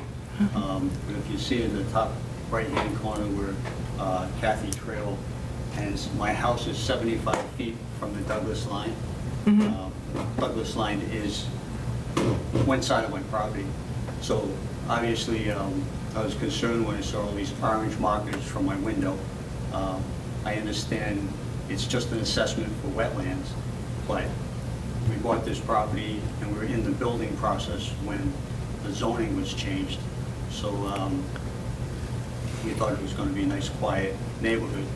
And we're a little concerned, as anybody would be, as to what is going on there. So I understand that it's just an assessment in terms of wetlands, but there's always the next step. So I'm here to get as much information as I can, and that if the folks who are interested in this would be respectful of the property owners in the area. Okay. So could you point to where the orange, are we talking about property lines for orange flagging, what he's seeing out his window? I'm not exactly sure what he's seeing. He may see some traverse work, some survey Yeah, so markers. what did you use to delineate on that side? Pink? We use flags mainly, again, out here in the main portion of the site. There are some older flags, I know it's difficult for you to see. There are some older flags that we're not asking for confirmation. Peter, did I speak with you on the phone? Yes. Yes. So one thing that I couldn't explain to you on the phone, through the chair. So essentially, the resource area boundary is here. So everything on this side of the site is not even being considered. We're only looking to confirm resource area boundaries on the west side. You're here. So whatever flagging you see, maybe some old wetland flagging, it may be survey-related flagging, but we're only looking at the west side of the property. These flags, they're all tied on the branches of the trees, but there's hundreds of them, and they popped up, in the last few months. So right at during the winter. So if it's not you, I don't know who it is. But Well, we did do some work on this site dating back to 2018, 2019, but all the flags that we're talking about tonight and have refreshed in the very recent history, again, are all on the west side of the site. So right now, we're talking about nothing occurring at all on this half of the property. Am I misreading this? And I'm sorry to take up That's okay. time. But it said map 166, lot 15. So there's 166. Where is lot 15? This is 14.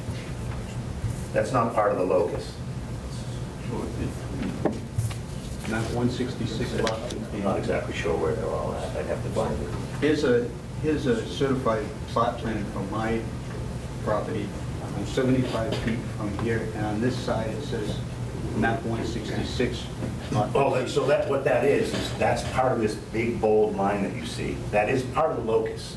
But again, we're only asking for confirmation of resource areas from the center of the site to the west. So is it fair to assume that any projected plans for something would be on the western side? Absolutely, that's fair, at least for the time being. So this is the focus of the file. That's at least for the time being. Well, I can't stand here and tell you that nothing's ever going to happen on the rest of the 160 acres, but we're focused tonight on the west side of the property. Okay, well, that's good news for now, compared to when I walked in. But thank you so much for your time. You're welcome. Is there a way that I could stay informed with how, could I meet with you after the meeting? I don't want to do it now. I know you already called me once, but You're welcome. Okay, anyone else in the audience have any questions or concerns? Yes, name and address, please. Jeremy Flansburgh, 63 Monroe Street. Could you just focus back a little bit?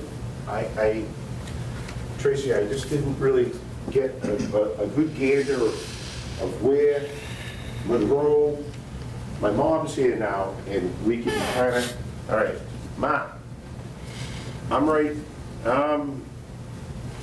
here. So this is what they're talking about. If you could kind of come this way a little bit. I saw a right-of-way. It looks like this, you come down a little, please, sir. That's Steve, he's controlling it.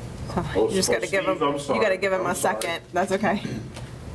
So. I'm running blind here, so just tell me which way to go. Just go down, Steve. No, No, I mean, up then, up. The up and down. See, Mark, it appears that they have a right-of-way going directly across our property. Or. That's a parcel. That's a parcel of I land. get it, but this is the easement. This doesn't really give a good idea. That's, yes, so there is going to be a whole nother road mark, cut it right in, just so you're aware. I'm sorry, Mr. Flansburgh. So this is showing where there's resource areas. So between Correct. this meeting to next meeting, if you wanted to grab a copy of the plans from Steve. All right, And then, that's so do you fine. have a specific? Ms. Shockey, that's fine. But once again, there's wetlands here, there's wetlands there. And on my, if you go up, Steve, if you go up, all right, excuse me, go down. All right, in this area, there is a vernal pool. So, just an FYI. Yes, that is outside of the ANRAD application. So any resource areas that are outside of that thick black line, we are not considering and we are not approving. And there's also no proposed activity at this moment. Right, but like, I mean, there could be a buffer from that. A what? which impacts this There could site. be a buffer from that wetlands, because you can see there's an intermittent stream there. There's wetlands right in there. Right. It's shown on the plans, actually. Okay, great. Yeah, there is wetlands right there. Yeah, you can see It's it. a sizable On this wetland particular here. plan. And Yeah, it's actually on the property. yep, okay. Yeah. Yeah, it looks partly on, partly off, so, And actually, you can see that light line that kind of wraps around. yep. A portion of that was approved as part of the subdivision, the recent subdivision. We're picking that up where that ended and moving northward, so. Okay. Right. And also, the applicant is paying for the peer review, so the board is not paying for the peer review, the town is not. So if there was any questions on that. Do you have any other questions, follow-up? No. Anyone else in the audience? Anyone online have any questions or concerns regarding this filing? What exactly is this filing here for? I'm sorry, miss, name and address, and for the, yep. 53 Monroe. I got my letter through the registered mail. It was not the regular form that indicates this, that they're going to discuss this, and this. What exactly are you talking about tonight? What are you trying, this was not like the regular letters that come out. I've seen the regular letters several times that come out and they say there's going to be a meeting at such and such a time, on such and such a date, if you want to protest or whatever, come. Now I get this, it was an entirely different format. Why? Is it the statute notice to abutters? I believe it's your standard form. Notification to abutters, all right, so. And it has a statute on it It has all after that? No, but just says the applicant is McIntyre Loan. Here, do you want to see it? Yeah, I could take a It look. says So the within purpose, the next couple of weeks. okay, we'll I'm send it sorry, in. Mrs. Flansburgh's talking now. So the purpose of the filing is to confirm the resource areas on the parcels shown within the dark, You've lost me. What's a resource area? What are you talking a about? variety of things in the Wetlands Protection Act that require our approval if you're going to be within the jurisdiction So of it's those areas. There's an intermittent stream, there's a couple vernal pools possibly, there's bordering vegetated wetland. all of those are considered resource area items. So the following is a description of the resource areas to be confirmed. Bordering vegetated wetlands, intermittent stream bank, unnamed stream, perennial stream bank, Dunleavy Brook. No work or land disturbance is proposed. This filing is for the sole purpose of confirming the extents of the resource area boundaries listed above. So we're just here to Couple say, typos. yes, there is a vernal pool, there is all these things, is that, or is there? We're here to confirm that they noted them correctly, which is why we're having a peer review, to have somebody else go in and verify that those were flagged correctly. I have not heard the word Okay, vernal pool. I'm sorry. Or intermittent stream said by any one of these members. I just did. Oh, you just did. I'm sorry, I'm gonna have to interrupt you, I'm sorry. You were not recognized, okay? Miss, does that answer your question? Confused. I've got a lot of land down there from the family for a long time. It's that end of Douglas is the end of town where they want to do all these things. We've had construction down there that's been just left behind and a mess and everything else. And now they're going to take perfectly good land up by me, and they're going to screw that up too. They're going to put some kind of a development in there, and it's going to, what happened to the farmland that Douglas used to be? I don't know. Progress is one thing, but I don't know. This doesn't seem like much progress to me. I know we need the revenue and everything else, but.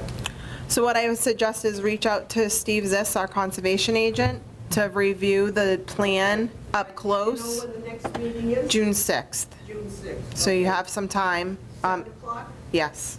Well, it's probably not going to be quite 7, it's going to be later All right, June 6th. than I'll be 7. here. But I would recommend to review the plans in person. You can come to the town hall and review them to look at them up close with any concerns you have regarding your portion where your land is.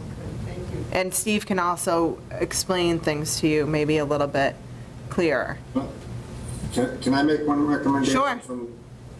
Can the applicant's engineer give us one large-scale plan or that shows all the resource areas in one plan, so when people come in, I can not flip through the pages? Isn't that what it is? You can have this set right here. Okay. There you go. Thank you. Well, I mean, more of a big sheet, a big 4x8, the head, 4 by 8 feet?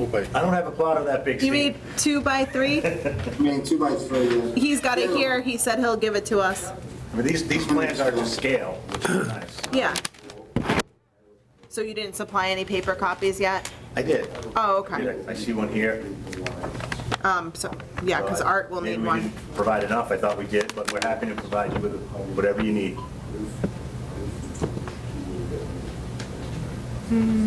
Okay. Okay, board, any other questions?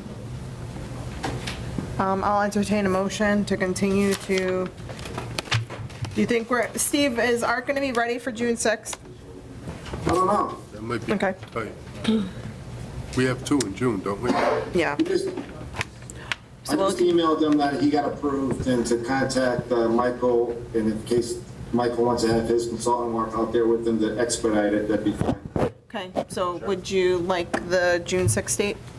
Let's try that, and Okay. hopefully, And let us know if you have to we come. certainly will. If you guys aren't, if the peer review isn't complete by then please continue so that we can, Yep, absolutely. Understood. We Lay know the there's a spot. lot of, there are quite a few linear feet of resources. yeah, so take your What time. date was that? June 6th, June 6th. 2022 at 7 PM. I'll move to continue to June, call this 100 Davis Street or to June 6th, continue to June 6th. At 7 At PM. 7 PM. Motion made by Art, second by Eric. All those in favor? Eric Harris, aye. Art Montmany, aye. Mike Greco, aye. Mark Mungem, KG Dudley, aye. Okay, thank you. And if you could get some responses from DEP, see if they'll be able to maybe respond with comments, because if we get new comments after you do your peer review, there may be a delay It too. seems we've been calling them on a daily basis Okay. to expedite things. So Yep. just to clarify, do you need additional plans, or it sounded like Steve wanted something? Me too. on a larger- No, I'll take a look at it, but all you have is the cover letter with all the resource areas on it. If you had something a little cleaner, where I could color it up when people come in, it's cleaner to show everything on one plan. Page- Plus, I'm Still not seeing confused, it. I'm sorry. Page 1, This plan has all the resource areas, even the 40 scales. This has all the wetland flags at 40 scale. So what it is the second sheet is an index sheet, so all these boxes represent a 40 scale sheet. Right. So if you can give me a 100 scale plan that shows it all on one sheet, all the 40 scales on one sheet. Right, so he wants Okay. all the flags, yeah. It'll probably have to be a couple of sheets, but that's better than 6 or 8, I suppose. That's the less sheets you can give me where I can show three people and then I can tape them together, and if even it's a big giant map, when people come in, it's easier to read. Can he just tape together the ones that you already have in the set? Well, he'd have It'd be more very tables. Match line? Okay, okay. If you can give me 100 scale would work. Yeah, as long as, hopefully the flags read, Steve. I'm not sure they're going to read well, the flag numbers, but maybe you don't need flag numbers for the purpose that you're describing right now. Exactly. Okay, will do. Thank you very much. Thanks for your time. Okay, old business, 7 Did we PM. skip Yeah. before Webster? We did. No problem. Did you continue that? No. No, we skipped it. 7 We're gonna come back PM, to it. public hearing continued, notice of intent, 105, 123 Gilboa Street, CRG Services Management LLC, the construction of a distribution warehouse with a footprint and gross square footage of 1,102,500 square feet, access provided from Gilboa Street via bridge crossing the Mumford River and from Northeast Main Street. Other improvements include vehicle parking, loading docks, and trailer spaces. Possible votes. So, Tracy, did you continue the last public hearing officially? Yeah. Yes, June 6th. Motion made by Art, seconded by Eric. Okay. June 6, 7 PM. 6th. Okay, welcome. Name and address, please. Todd Morey, Beals Associates, 2 Park Plaza, Boston, Mass. We're here representing Frank McCunis and Fred Ferraro from CRG. Also with me here tonight is Bob and Eric here from the town of Douglas. So I got just a few things that I'd like to cover and then talk about the peer review results. I noticed your peer review consultant, Matt Byrne, is there. There he is. He is there. Thank you. Thank you. So, just a couple of things to show you, and then we can probably get right into that peer review and talk about what we want to talk about after that. Great, thank you. If I can share my screen, that'd be terrific.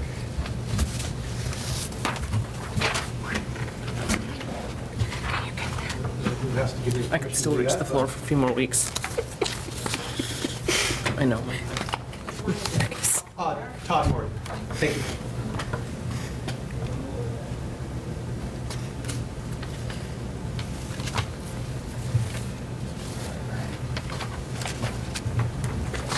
Nope. I should just make that look.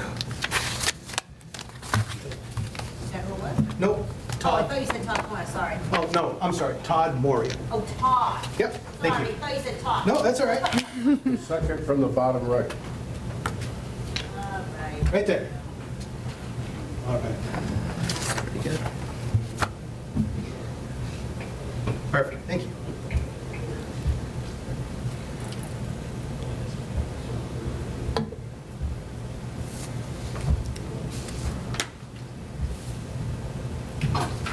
Perfect. So the last time I was here, we talked about a very, very small change to the bridge coming in onto the site. Really, it was a result of a left turn lane that the planning board requested that we look at. We did look at it, it worked. But we had to make that, it's about a 5-foot change. So that should be all I really need to say about that, I'm hoping. We also talked about where we were ending our limit of work in relation to the buffers. It was correctly pointed out that our slope, our off slope from the access drive over on the side here, the plan west side, went right down to anywhere from 5 feet to within 10 or 15 feet of that buffer, the 100-foot buffer to Gilboa Pond. And we're also in this design, we're in the 100-year floodplain in this general area here with a compensatory flood storage area there. So here's just a little color version of where we were in the floodplain and where we were in the compensatory storage. So we talked about trying to reduce some of those encroachments, move it a little bit further back from the buffer. You know, we're already out. We talked about trying to move it out. And we actually had 2 peer review comments, one from traffic and one from the general site, about some excess parking that we had on the project. So we were, I think we needed 590 or something like that parking spaces, and we were showing 651 at think is the number we were at. So we started to take a look at where we could trim back parking. You know, an obvious place to me would have been on the right side. That doesn't do any good for reducing impacts or getting further away from the resource areas. So we looked at that large area to the plan left here to try to reduce some of those. And what we came up with, I think, was actually a pretty good change. So we took out just about 40 parking spaces. You can see over on the right-hand side of the description of what we actually took out. So we went from 651 down to 611. We still meet the zoning for the building of this size. But what it did is it took us not only the pavement and the access road, but even the off-grading. So the limit of work is now completely out of the jurisdictional buffer. Well, we were out of the buffer before, but we're also out of the floodplain now. So we're out of it. We're just completely back out of it. So that leaves really the only jurisdictional area that we have is the river crossing, where we come across the Mumford River, which we've talked about a few times. Not only how we're going to do it, how we're going to construct it, the little 5-foot extension that we talked about, but also the DEP has weighed in on that and said that that should be considered a limited project. Mostly, I'd like to think it was because we did a really good job in the alternatives analysis, but with DEP, you never know. So, but that's where we stand. The other thing I was waiting for last time I was here, we'd just gotten the peer review comments, I think about an hour before I appeared here in front of you. Obviously, I wasn't prepared to answer those. We've gone back, we got those, whatever the date was, April 28th, whatever. Wrote a letter back to Matt Byrne, dated May 4th, sent that back through. I don't know if you have it. I see a letter with her. Is that the May 4th letter? May 4th, yes. You do have it? Okay. I can go through each and every response if you'd like me to. I don't know if you've had a chance to read it or if you have questions. Do you have any responses that you do not agree with the revisions? Let's go with those that may need our, I think I, for the most part, agreed with most of what he had to say. I think he brought up some really good points that you just missed. One of the more significant ones that I want to point out is that we get into a lot of these projects, and whether we're in a buffer zone or near a resource area or not, sometimes that limit of work isn't all that clear to the contractors, especially projects this large. And what we'd like to do is anywhere where we're within even 50 feet of a buffer, not a resource area, a buffer, we're going to put in orange safety fence, orange snow fence. That's the kind of thing that sticks out 4 to 6 feet. You can't miss it. It's better than just hanging a few flags and some trees that could be missed by contractors.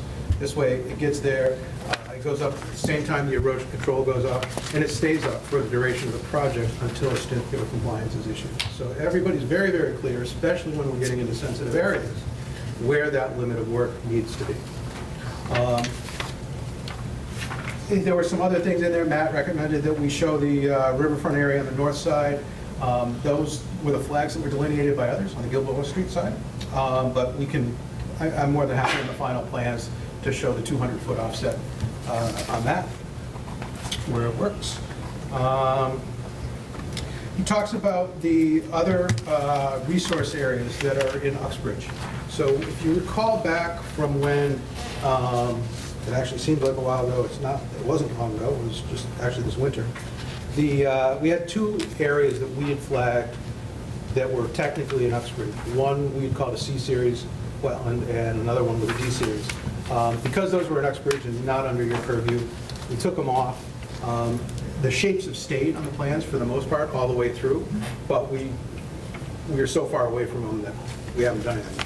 So, but he wanted them to be shown. We had no problem showing those. Like I said, we are staying clear, way away from those. One of them, if it was actually located in Douglas, would have been jurisdictional under your local bylaw. But because Uxbridge doesn't have the same regulations that you do, it defaults to the Massachusetts, and it's not jurisdictional there. But we're happy to show those. We flagged them, we surveyed them. So. Okay, I think your ORAD approval actually, eliminates that portion anyway and says if there's any future projects. Yeah, if we're working Yeah. over there, we've got to go through Uxbridge and get that taken care of. Yeah. But Matt had made the comment, show it. Okay. So I don't have a problem. Let's see, number 4 was demonstrate that where we're working within the bordering land subject to flooding, we're not in the 10-year floodplain. We've pulled it out, so we're not in the 100-year, we're definitely not in the 10-year now. We were just right at the edge of that 10-year, but we were out of it, now we're way out of it. Again, address plans to prevent the establishment of invasive plant species within the compensatory flood storage area. Since we're out of the flood plain, we don't have a flood compensatory storage area anymore, so that's out. Does the peer review agree that it's not necessary to prepare the invasive species management plan? Because I always think it's Matt Byrne with BSC Group. Happy to be with you tonight. Yeah, as far as I'm concerned, I think it's always smart to be on the lookout for invasives after work like this is done.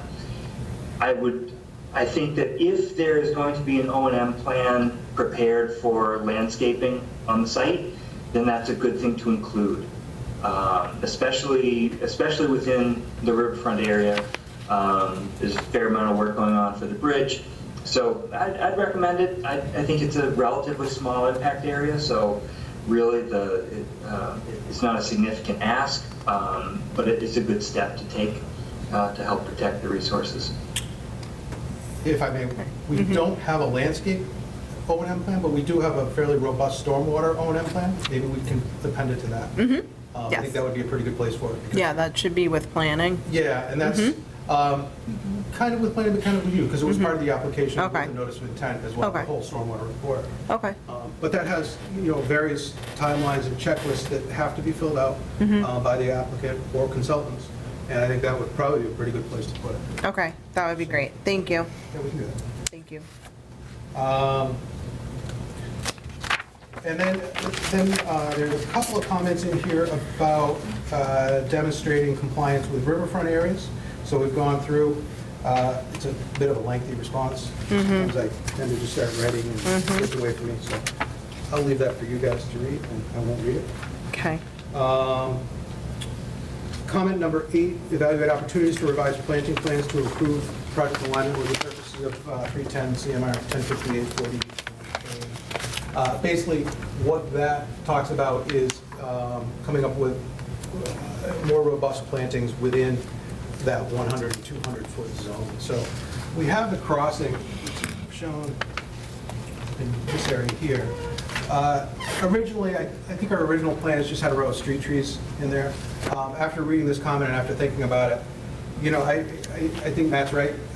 What I'd like to do is on those side slopes that you can see, oops, lost my cursor. There it is. In this area here, as well as on that area there. Those side slopes are graded off at about a 3-to-1 slope, which is a good slope to put plantings in. And then the photograph, which actually looks much better in PDF format when you look at this letter, I selected a photograph that's about 1.5 to 2 years old, but I selected that one in particular because it had snow cover. And usually when you can see snow cover down through the trees, you're looking at a deciduous area. No leaves, see right down through. But you notice in that photo, this big area here, you really can't see through. And that's right about where we're crossing. So it's really an evergreen area. Yeah. So what I'd like to do is put evergreens back on those slopes. I think they'll have a better chance of surviving because that's just naturally what's there. And it's a mixture of spruce trees that we usually put in there. We try to stay away from the white pines because after 10 or 20 years, those things start to grow up. They get the tall trunks, and they can get top heavy. So if this is an area that's going to see a lot of wind, a lot of storms, they tend to snap. So I'd rather put spruces in there and try to stay away from some of those pine species. But it's an evergreen tree. And that's what I think we should do up on those embankments. Okay, so what was proposed originally? Just a line of street trees right off the edge of pavement, basically all the way up that road. And like I said, I don't want to just do a set spacing. I want it to be a little bit more random, kind of a little bit more natural. Okay, so now we're revising that to the spruces? Yeah. Okay. Yep. How far away is that from the, what I'm going to get at is, would it be appropriate to put in hemlocks, or is it too far away from that wet area? No, I don't, well, the elevation rises up Very quickly, yes. Yeah, so I think right down, and my cursor keeps disappearing, right down in this area here, it might be appropriate to put some I'm just saying, you might want to consider transitioning to hemlocks when it gets lower, because those are more common to the area and they're more naturally occurring. But once we get up over that hill a little bit, I think that's when we Absolutely. should transition out. Agreed, absolutely agreed. Let me take a look at the elevations in there. Yep. And then we'll.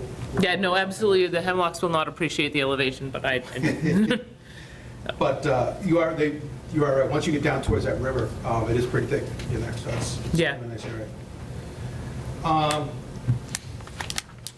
There was some comments on snow storage. I think between this comment letter and then there was another one that one of Matt's colleagues at BSC had made a few comments about our snow storage plans with planning board review. I think we've got that straightened out, but really the point that I was trying to make here is that, I don't think the areas that we plan for snow storage will have any kind of impact directly on the wetlands, because for every single area that we have, they're directly tributary to our stormwater management system. And if you recall, I've described it here before this board before as well as to the planning board, that system is really designed to capture and contain the 100-year storm based on Cornell numbers, which, if you're familiar with what those are, it's the heavier rainfall than what a lot of people see. Okay. So we tend to try to use either that or the Ebola 14 numbers nowadays.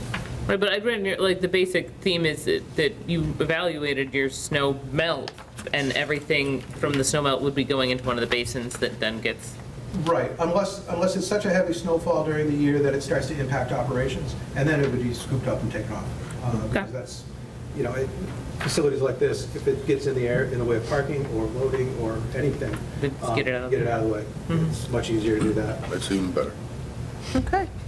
And then 9? And then the final comment that he made was, to the extent that modifications of site lighting can be made to further minimize light impacts to this wetland use, talking about that D series, the one over in Uxbridge. And I thought that was a good idea. What we're going to do, we'll just flip the poles to the other side, actually. And that way we can put up some people call them house shields, but they're basically the direct cutoffs. So as soon as you get behind that curb line, there's really no lights going on. Okay. So instead of projecting it across, we point back at the building. Yep, So no, that's- much that's appreciated. Yeah, that's not a problem at all. Which really leads me to my final ask, I think, of the commission. Hopefully it's my final ask. I made a similar ask to the planning board. Usually what we do with plan sets this thick, this is about 80 sheets or so, we get all the comments from conservation, we get all the comments from planning, we do one final plan set. We label right on the cover sheet, we call it control documents. And the main purpose for that is so I'm not giving you individual plan sheets in response to these, and there's no confusion over what the final set is. So Mr. Zisk will have the same set of plans that Mr. Blunt will have. Conservation Commission will approve the exact same set of plans that the planning board approves. Building permit time comes, they see the exact same set of plans, and the same thing, if anybody needs to go out and inspect the site, you're all working off the exact same documents. There's no confusion. With this many plan sheets in a set, sometimes one or two or three or more get lost, and so we just try to avoid that. Oh, I appreciate strong configuration management.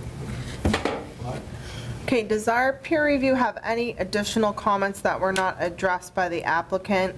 Any outstanding items? Yeah, the only thing that I'd want to take a look at is, I received the response letter on Thursday, so I didn't have a chance to really dig into it before tonight. But I did not have the benefit of the DEP comment letter that suggested the limited crossing. Probably appropriate, but I would like to give that a read and look at the responses that were prepared for this letter, and that would be a good thing to do, a good step to take. And that's the only thing that I'd suggest. Okay, it's shown on the screen. It was the online comments. I don't believe there was a separate letter. Yeah, they never actually mailed me a letter, so this came in the form of an email from DEP. Yeah. And it was when they assigned, Matt, it was when they assigned the file number. And then also, if you've ever utilized their online portal, look up projects and things, it's on there as well. Yeah, thanks.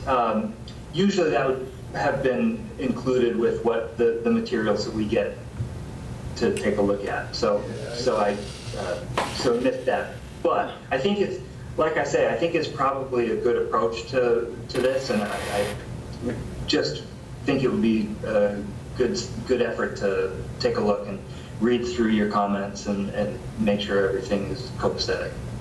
Okay, thank you. I have Okay. a quick comment, Yes, Tracy. yes.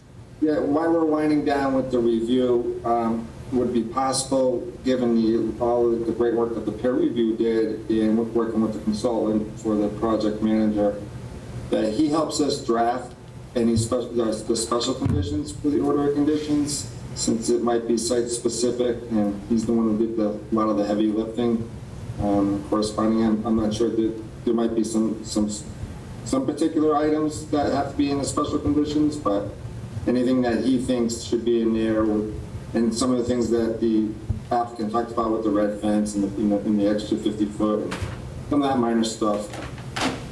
And that way it would help expedite it, because BSC is working with planning and conservation, so. Okay. So what I'd like to see is the draft of the order of conditions being prepared actively for review by the applicant before our June 6th meeting, so that the board can also see. So once it goes through the channels, if you can send that out before our meeting. And then you said we'll get a chance to see that as well. Mm-hmm. Thank you. Mm-hmm. Appreciate that. Matt, is that good for you? So, Yes. So you're going to just thoroughly go through that DEP comment, review the responses by the applicant, and draft for the board the special conditions, and allow the applicant a look for review, for revisions, edits. There's a lot going on with planning board also involved, so you just want to have some continuity on that. And then the fully revised plan set date. I think it's actually going to be May 26th. Okay. So that's kind of what we're, I go either May 26th or June 6th. I like to try to key it to a meeting. Okay, that's the planning So board. it's- yeah, it's- So we typically wouldn't close until the planning board closes, so, because they've got I've the heard that storm. rumor, so that's why I picked Yeah. May 26th. Okay, okay. Then we'll go with that, but, Yeah, and then if we have any problem with that date, I'll make sure okay, people are aware. okay. And then the only other thing I'd request is that if he has any additional questions, comments, if it's okay, if we just communicate and try to get those wrangled out. I would agree to I think directly communicate, Matt, with the applicant, That's fine, no problem. work together to iron Yeah, I think everything we're out. pretty much in line with BSC in general on this project, so I don't anticipate anything Yeah. extra, but if there is, I think we can probably iron it out. Okay, all right, great. That's fine. Board, any comments, questions? Yes? I had a question very early in the process about the infiltration, as to whether it could be spread out more around the site, and I didn't get a response to that. I wondered if there was any change to the infiltration, or if that was There's- even looked at. No, there's not. It was looked at. And really what we looked at was how the site in general drains today. So if you're in the presentation, and if you go from right to left on this sheet, on this drawing, it's up here. Up on the right side is probably about 60 feet higher, and this is in the gravel pit, about 60 feet higher than what's on the left side. So everything today really kind of falls and runs to the left. So we've really focused the infiltration on where it's running today. It ends up in that end of the pit. In fact, if you look carefully underneath this, you can't really see in there. It's actually up where that loading and underneath the trailer park. There's actually a fairly sizable pond up there right now. Well, there was when this photo was taken. There was this past summer when I was up there. I don't know what's there today. Yep. And that's generally when we have projects like this, where we have the opportunity to infiltrate as much as possible, we just try to mimic what's going on currently. And that's why we selected these. The other reason. Yeah, we but I mean, selected I know these- that the slope is going to that, in that direction, but it's all sand and gravel all the way down there, so a lot of that water does not flow, it just infiltrates in the upper part of the site, so. Well, the other reason we Are the selected. pipes, are the green pipes that you're showing, are those all solid pipes, or do they have a possibility of being able to be perforated pipes so that they could infiltrate before the water gets to the infiltration basins? They're all solid pipes, and the reason they're solid pipes is that we have to pre-treat. So this site is referred to by Mass DEP as, it's called a level, a land use with higher pollutant potential, or higher potential pollutant loading. And what we have to do is before we get it into those infiltration areas, we have to pre-treat all the stormwater. And one way to pre-treat it is to run it through the catch basins with deep sumps and then run it into, in this case, proprietary water quality units that further remove the sediment. In order to assure all that water is getting there, those pipes have to be solid. We can't use the perforated pipes. Okay. If we tried to put infiltration systems on that right-hand side, recall what I said we were doing for excavations up there. We've got excavations as deep as 30 feet. In fact, in the upper right, we might even be getting in towards some rock up in there. We're not in groundwater, but we're getting closer to groundwater, whereas down on the other end, we've got probably 15 feet separation, a lot of separation from groundwater. So it just, they function better from a design perspective, they function better from an environmental perspective, where we've got them lined up. Can you just show me, like, where the water ends up going, or where it goes? Obviously, it's coming from the right side and moving down towards the green blobs. These are infiltration basins Those here green and blocks over are there. infiltration basins, and up on the top is. And are there outfalls from those infiltration basins? There are not. These are set up to contain the 100-year storm event. In the event that it's exceeded, what'll happen is it'll actually overflow out of these systems. Yep. Run down this road, the low point of the road, which now with our new alignment is right about here, and then over a riprap embankment down towards the pond. Surfacely? Surfacely. And that's only when you've exceeded a 100-year storm, which is over 8 inches of rain in 24 hours. The reason that we do that is that in a project like this, you can provide a very good and very thorough stormwater operation and maintenance manual. No matter what happens after 5 or 10 years, people aren't paying attention to it. So if we have an outflow pipe, an emergency outflow pipe that goes from here, maybe over to here, keep it outside of the wetland buffers, keep it outside of the pond buffer, but it still goes over in here into a semi-undisturbed area at the edge of the woods. Over time, nobody's going to look at that, and nobody's going to pay attention to it. It's unfortunate, but it's a reality. And when that happens, and let's say these systems fail at that point, well, now all the stormwater, treated or untreated, is just running right out that pipe, right into the pond, and it's gone. And nobody knows it. Nobody's aware of it, and it happens. With this, when you set up a system the way we've proposed, if something happens to those systems, all of a sudden you're going to start to have puddles back in this loading area. And they're going to know it. They're going to know it immediately. Because now all of a sudden they've got puddles where they've never had puddles before. And they're going to want to know what's going on. And the immediate answer is, well, there's something going on with those systems. They need to be cleaned out, they need to be checked, they need to be maintained. And it gets done. And it gets done through the life cycle of the project. Because, like I said, you see it. It's in your face. It's operational all day, every day, if something goes wrong. So that's why we proposed that. And then in the basin, with this big blue basin, what we actually did is ran back-to-back 100-year storms in a frozen ground condition. So that thing will hold 16 inches of rain in 48 hours, along over time. Will that be open water, or will that The have... blue one will be open water. All the green ones will be underground. And would you expect that to have a dry bottom, the blue one? The blue Yes. one? Yes, it is. Yeah, it actually will not hold water. When you run the 100-year storm in it, it holds water for about 2 hours and then it dries out.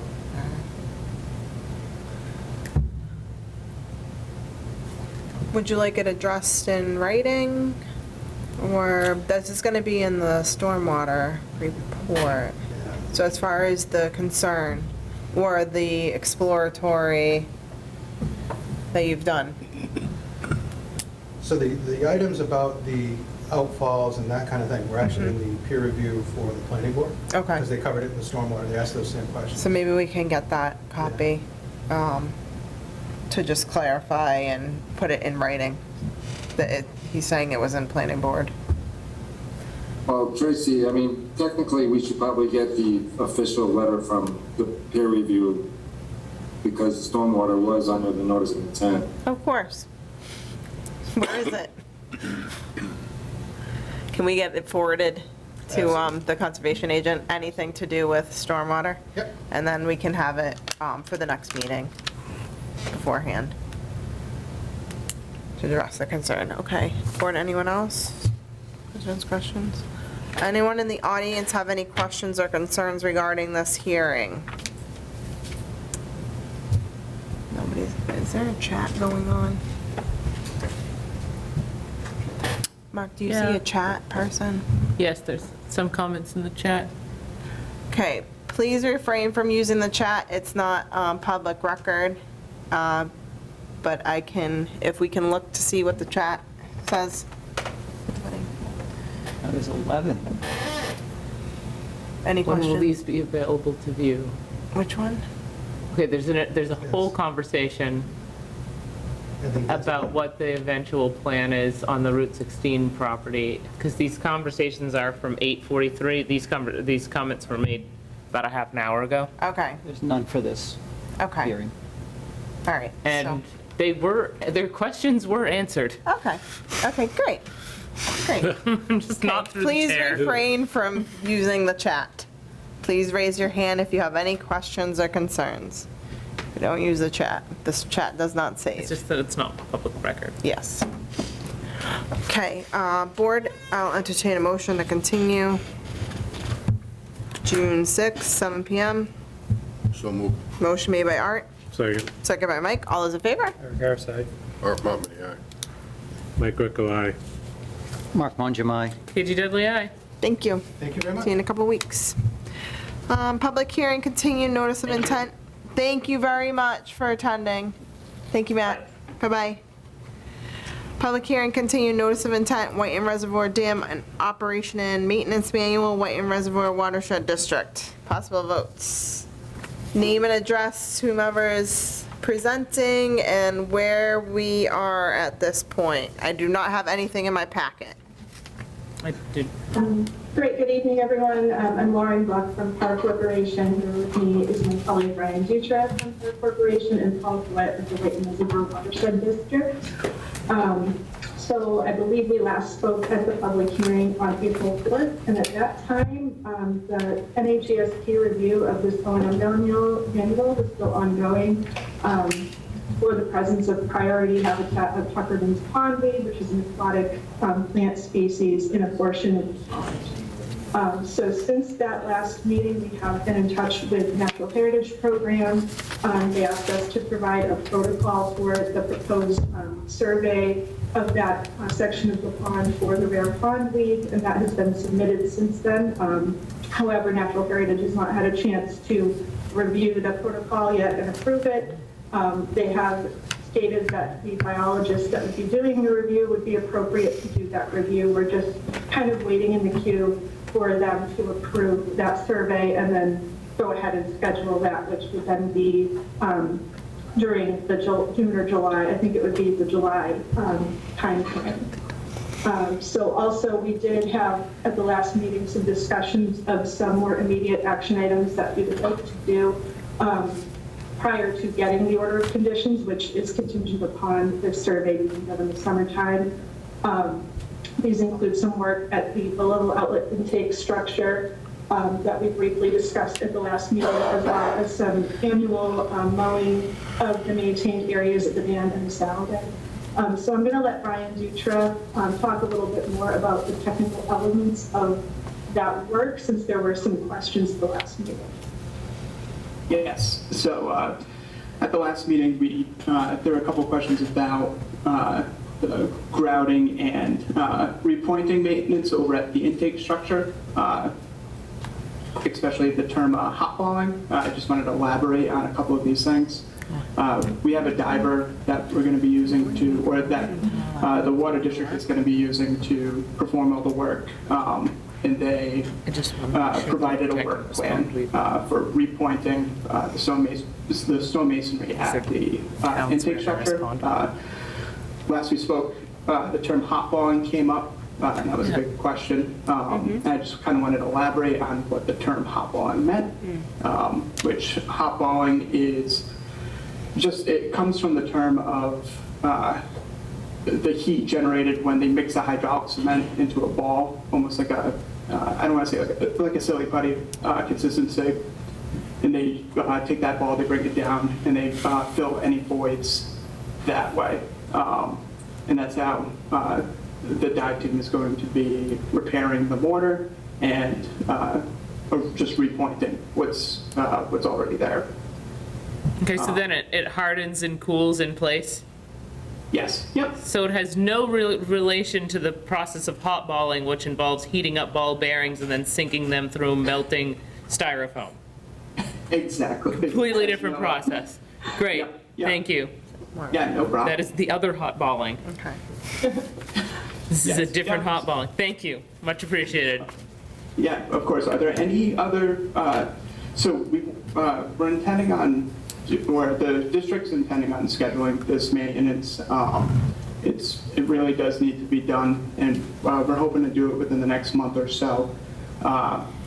Given that repointing has no impact on regulated wetlands, banks, land underwater, we're really just filling in voids, taking out deteriorated mortar and replacing it with this new mortar. Can we proceed to schedule that work?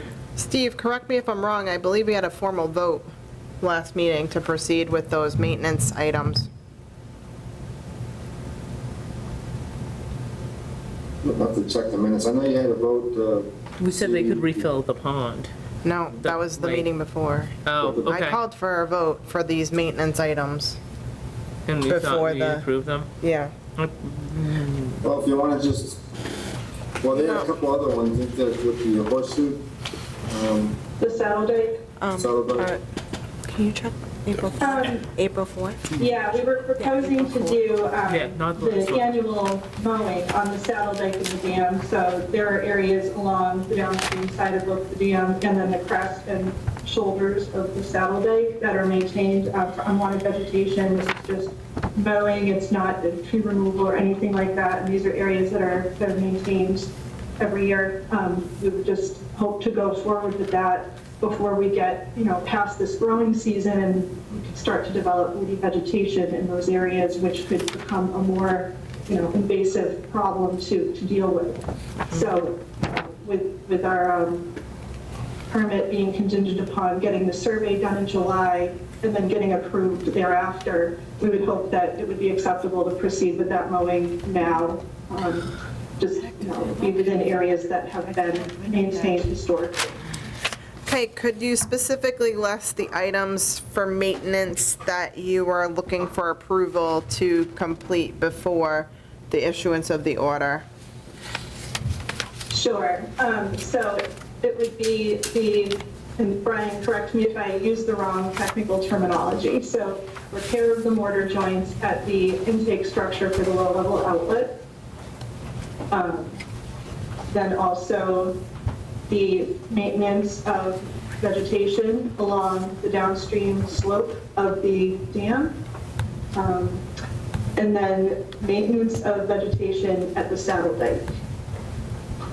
And I'd just like to add one other, and that would just be just the maintenance of the, we have a trash rack at the intake structure as well that needs some maintenance. Again, it's very similar to the repointing.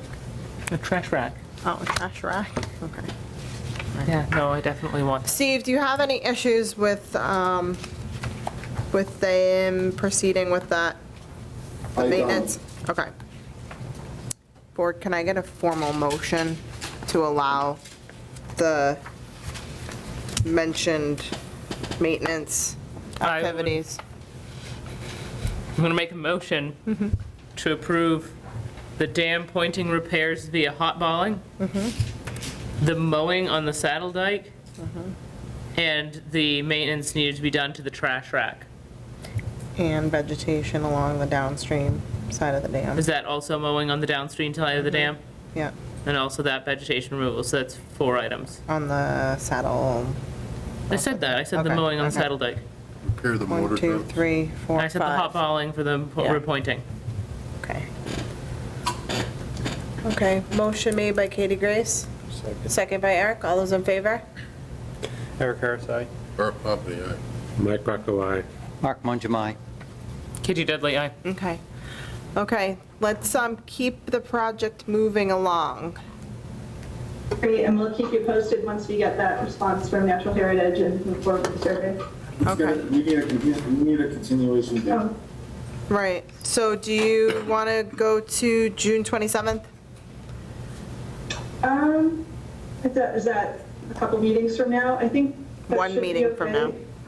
Oh, so your next meeting is Nope, June it's the one after 27th? the next one. No, It's 2. 2 meetings from now. Oh, okay. Yeah, I June- think that should work for us.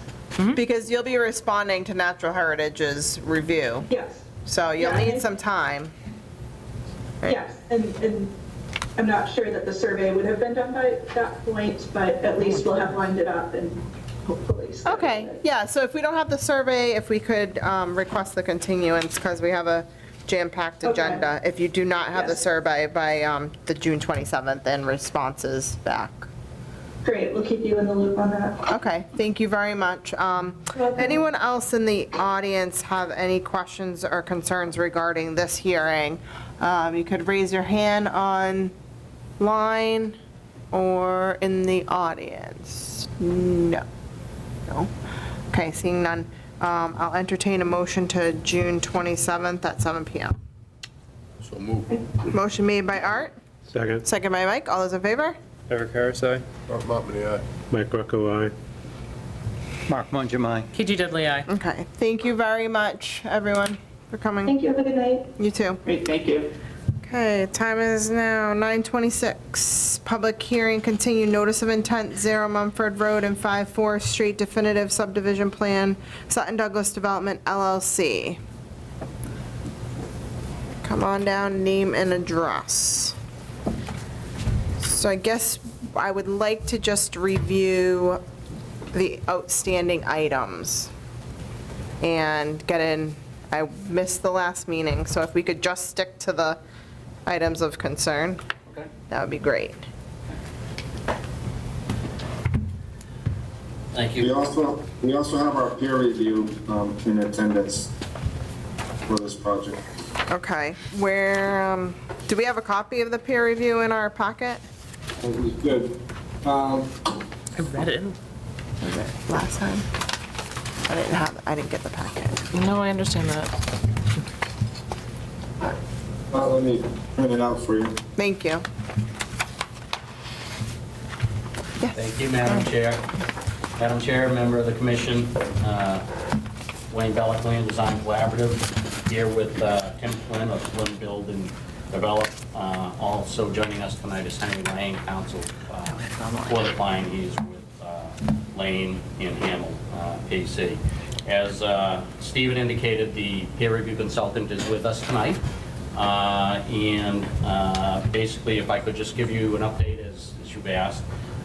Since we last met with the commission on the 25th, we met with the planning board on the 28th. We met with the Sutton Planning Board on the 10th. And on the 7th, we met, we were scheduled for a site walk with Concom, canceled. I had COVID, it was wonderful. And then on May 14th, we had a site walk scheduled with Concom, which was also canceled. In terms of the comments that were raised by the Concom, last time you were here, Madam Chair, there was a question about the soil testing. We had gone out there, we had performed the soil testing, which was witnessed by Graves Engineering from the 27th to the 29th. What we found is that the assumptions that we had made for estimated seasonal high groundwater were pretty good. Okay. There was one basin, I believe was the 702, where it had actually come up about a half a foot, so there was a little lost capacity in that, so we're tweaking some things, but for the most part, we were right there, or we had an extra half a foot to a foot to spare. Okay. And then there's Flynn Building Developers provided you folks with responses, comments made at the April 25th hearing. But given that Mr. Walsh is on the meeting, I would ask if it's okay with the chair and the commission, if he could address his comments. We could go through that and see if the commission has any questions on this peer review. Okay, yes, Steve's just getting it for me, but is there some disagreements in the peer review? Some items that? Yeah, so basically, okay. Mr. Walsh had reviewed it. There wasn't anything substantial in the peer review, just minor things, some details needed to be added. In terms of the hydrology, there weren't any real concerns, but everything seemed to be in order with the hydrology. And it was, mislabels on the plan, nothing, like I said, of any substance on the plans. Okay, were those comments addressed in a revised plan? Yes. Submitted to the peer review? So, yes, so we are in the process right now of making those plan revisions as a result of what we found for the soil testing, and responding to some of the comments. The peer review letter not only dealt with the engineering on the project, but they did a zoning review, found a couple lots, came up short in zoning compliance, so we're working on that, which had a rippling effect throughout the site, which was wonderful. And that's what's, part of the delay with the response. So where we left it with the Sutton Planning Board is that we would look to have plans to them next week is what we're targeting. And we would do the same with your commission and your planning board as well. That would then go to Graves Engineering for a final review, which we would hope, would think it would not take that much time to wrap up. Thank you, Steve. Okay, Mr. Walsh, did you want to just speak on the outstanding items or items that the applicant had questions on? Thank you. For the record, my name is Jeff Walsh. I'm with Graves Engineering, peer review consultant for the Douglas Planning Board, Douglas Conservation Commission, and the Sutton Planning Board. And I understand Sutton also shares our review letter with their Conservation Commission. No, I did not have any what I would call make or break review comments whatsoever. I did note in my letter that the soil testing needed to be done, and the assumptions were reasonable, but nevertheless, that effort, as Mr. Bellick indicated, has been taken care of. I've issued my site visit reports with our observations that I worked out with the soil evaluator for the applicant's team. I'm standing by waiting on the revised plans. Wayne Bellick and has been in contact with me with any questions. I don't feel there's any disagreement between his team or my team on where we're at with the issues. It's just a matter of working through the revisions, and with multiple boards and multiple issues, I can appreciate that it's a sensitive balancing act to try to make one round of revisions and address all comments. Okay, thank you. And so we have, would you also be willing to prepare the special conditions for the order, draft those up and coordinate with the applicant, just as I asked for the last project? I'd certainly be willing to do that. I feel my role in that would be more like a collaboration, and I'd be glad to do that, working with the applicant's team and Mr. Zisk, if that's how the board, the commission works. I think that would be wonderful. So we can expedite the order and have that prepared for review. Certainly. So I think they've accepted all the plan changes, you just haven't seen them on the plan, on the revised plan yet, is what I'm hearing. That is correct. Okay. And if I may ask, Madam Chairman, is there any issues on the commission side that I may not be aware of? As of yet, I haven't heard any major issues that I may need to look into, but I'd be glad to do so if there are some outstanding issues on the commission's review of this. Okay. Board, questions, comments, concerns? I guess I didn't see, and maybe I shouldn't see, I didn't see anything on here that related to how this ties into kind of the rest of the Mumford River watershed, because I know there's another tributary stream there. Are we so far out of that riparian zone that it's a non-issue, or did you just have no comments to that effect? I had no comments. There's a tributary, well, first of all, correct me if I'm wrong, but my read of the USGS is the Mumford River runs north to south, east of the site, and there's a tributary to the Mumford River that runs across this project. Yes. And, okay, and it's so I've been looking at that tributary as a tributary to the Mumford River, not the Mumford itself. Correct. Okay, thank you. And that tributary, I understand, is perennial. I did not have any issues with respect to work in the riverfront associated with that. Unnamed tributary. With that tributary.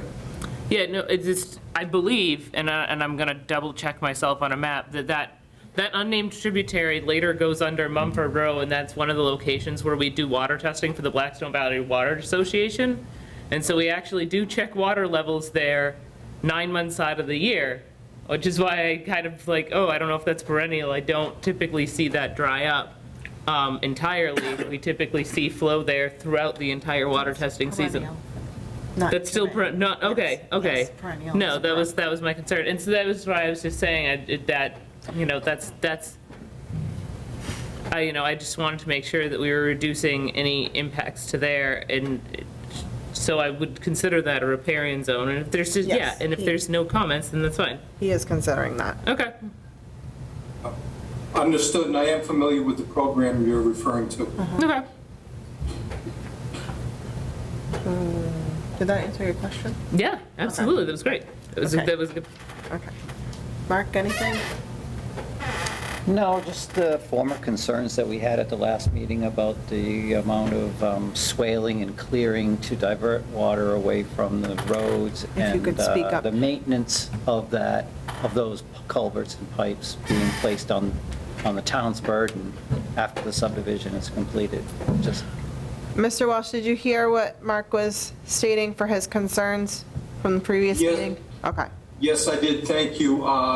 Correct me if I'm wrong, but it was the clearing and creating of swales to divert runoff from higher elevations that come onto the site, diverting them around the work area.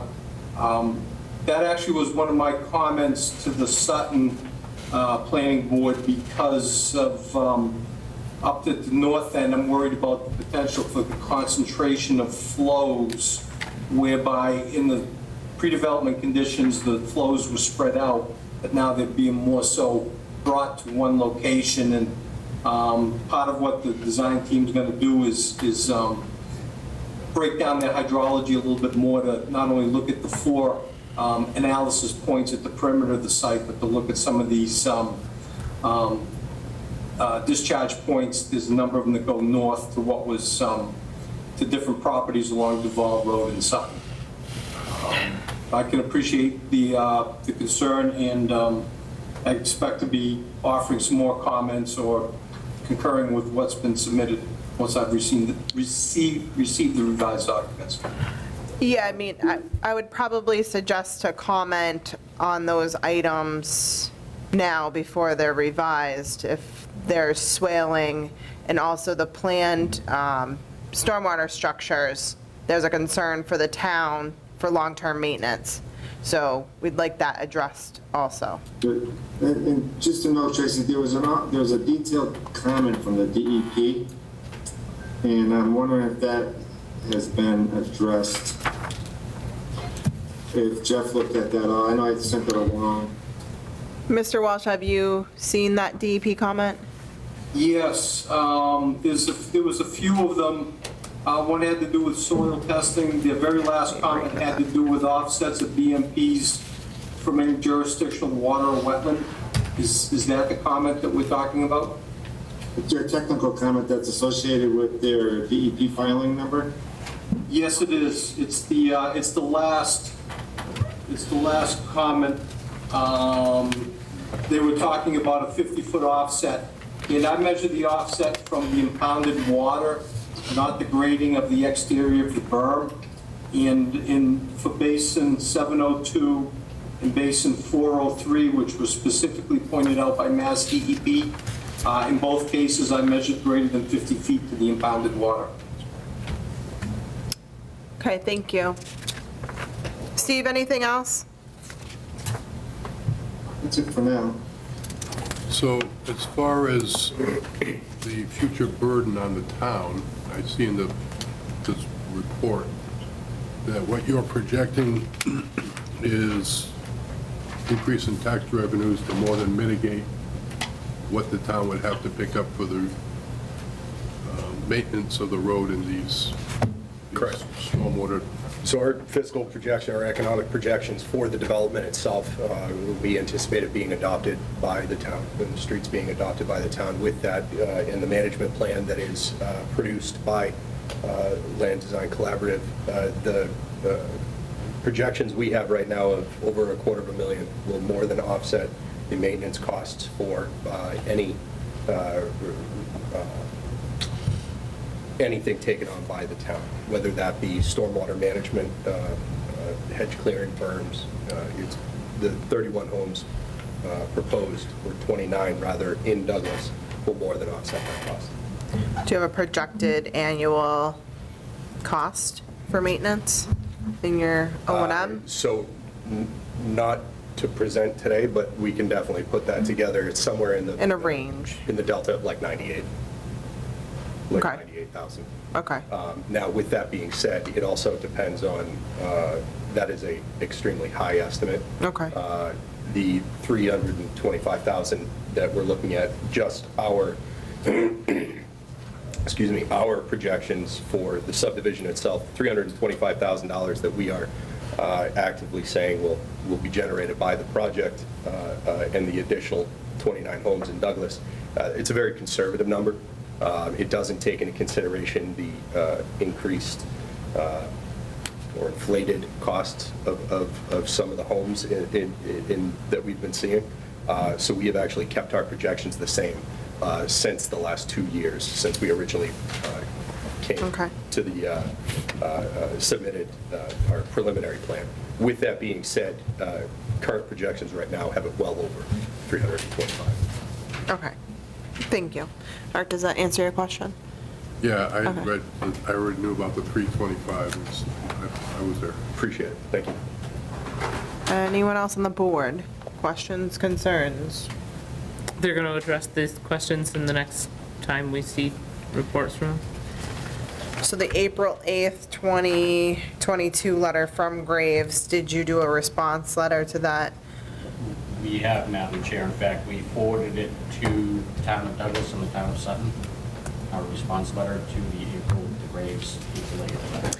Did you happen to send it to Steve? Yeah. Yeah, I forwarded that to the commission too, so I can print that out. I just couldn't find it in my database right now, but I grabbed the email from Graves. Because I have the Graves item that you just handed to us in my email, and I read that today. I just didn't see the responses. That being said, if you had the responses, my only question was on item 19, which had to do with modeled amount of square feet versus the actual number of square feet, and was that just a mathematical error? Is that corrected? For clarification, item number 19 on the Graves engineering list? Yes, sorry. Okay. Right. Through the chair, yes, that was a mathematical error, which has been corrected. Yeah, and the applicant did say that they are in agreement with all of the items listed from the peer review. So was it the higher number or the lower number? I couldn't answer that, Madam Chair, because Mike Scott had done the calculation? on that. Okay. I would have to defer to him. But in the end, it would be the right number. Well, Mr. Walsh, could you answer the number 19? Was it the higher number or the lower number? I did receive a response letter saying that they were going to address it. I have not seen the revised documents yet, and I will confirm that the revision they make is accurate. Okay. Okay. Anyone in the audience have any questions or concerns regarding this hearing for 0 Mumford 5 Forest? Please raise your hand. Seeing none. Mr. Walsh? I have no questions. Oh, okay. Thought I heard Thank something. you. Okay, board, so I think we have a game plan, try to coordinate to get the order tidied up Yeah, by, and then a site walk to, I don't know if the commission wants to still schedule a site walk for the property? Yeah. okay. So let's schedule the site walk. The site walk is only for commission members to review the project submitted on the application. I just want to make that very clear to anyone in the public, that there's an application, the applicant is allowing us to enter the property for review. We already had a peer review done as well, and another peer review. So, just want to make that very clear. So board, what are we looking at for a site walk? This weekend is good. 90 degrees. All 90 degrees. What's your, okay, all I'm still right. having respiratory, so if anyone wants to kill me on this commission, Saturday is your day. Noon time. Yeah. High noon. I mean, we do like 1 o'clock. High noon is the battle, duel. So, board, when is everyone mostly available? Are you available, generally speaking? For Okay. my demise, yes. Okay. If, so I do have a conflict at 1 o'clock, so happy to do it Saturday, but if we could do it earlier, that would be ideal.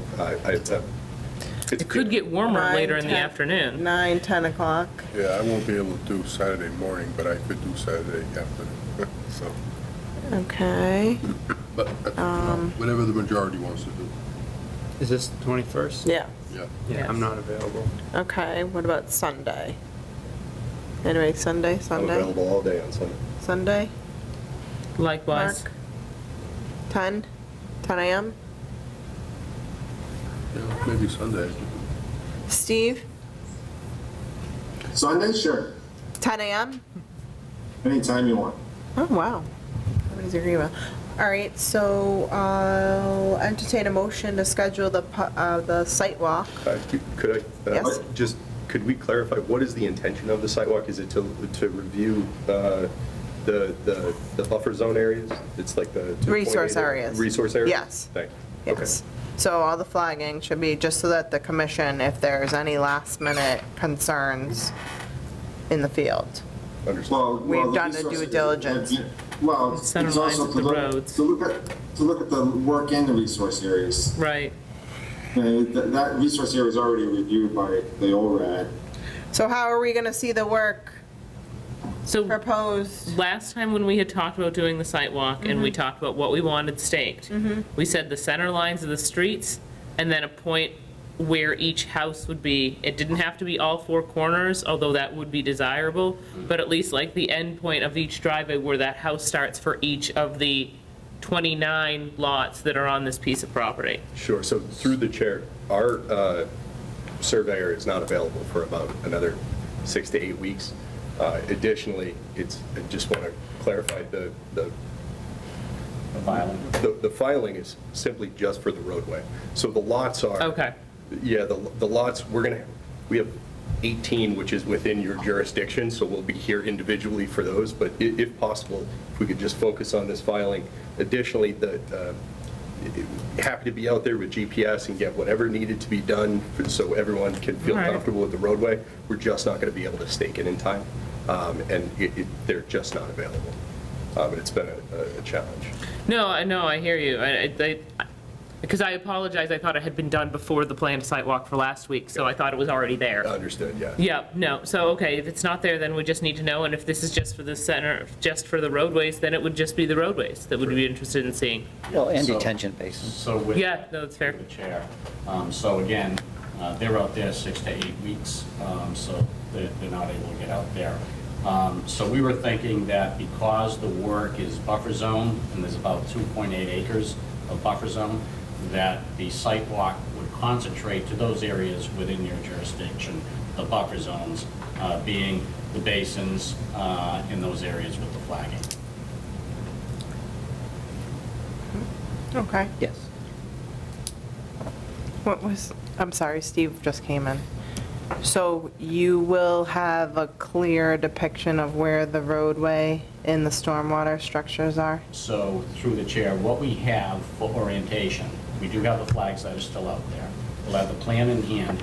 We do have the test pit locations that were done in the field. We'll have those on the plan. Those were located by GPS while we were doing the testing. So we'll have that, the test pits, which are flagged in the field for orientation, in the plan. So we'll be able to read that, the topography, the delineation. We should have enough control to figure out where we are. Yeah. Okay, all right, very good, so. So everyone has the latest and greatest. Sorry about that, it was buried Thank in an you. email. Yes. Give that to Eric. Thank you. Were you motioning me, Steve? He's all set. Okay, okay. All right, so I'll entertain a motion to schedule the site walk for May 22nd at 10 a.m. Could we do 11? I would Can be we do comfortable 11? with 11 a.m.? Yeah. Okay, great. I'll entertain a motion for that. What was the date? 22nd at 11 a.m.? So moved. Motion made by Art, Second. second by Eric. All those in favor? Eric Arasai. Darrell Bumpy, aye. Mike Greco, aye. Mark Mongemi. KG Dudley, aye. Okay, thank you. So we'll schedule that. Anyone in the audience have any questions or concerns regarding this hearing? Seeing none. Okay, so do we want to look at the response at all? I do. Quickly or not quickly? I will do it quickly, because I know I still have more agenda items. Madam Chair, I Yes. am out of He has to town. leave. Got another commitment. Okay. Yep. All right, thank you. Yep. Good night, everybody. No, you don't. Yeah, no, we're still fine. Okay.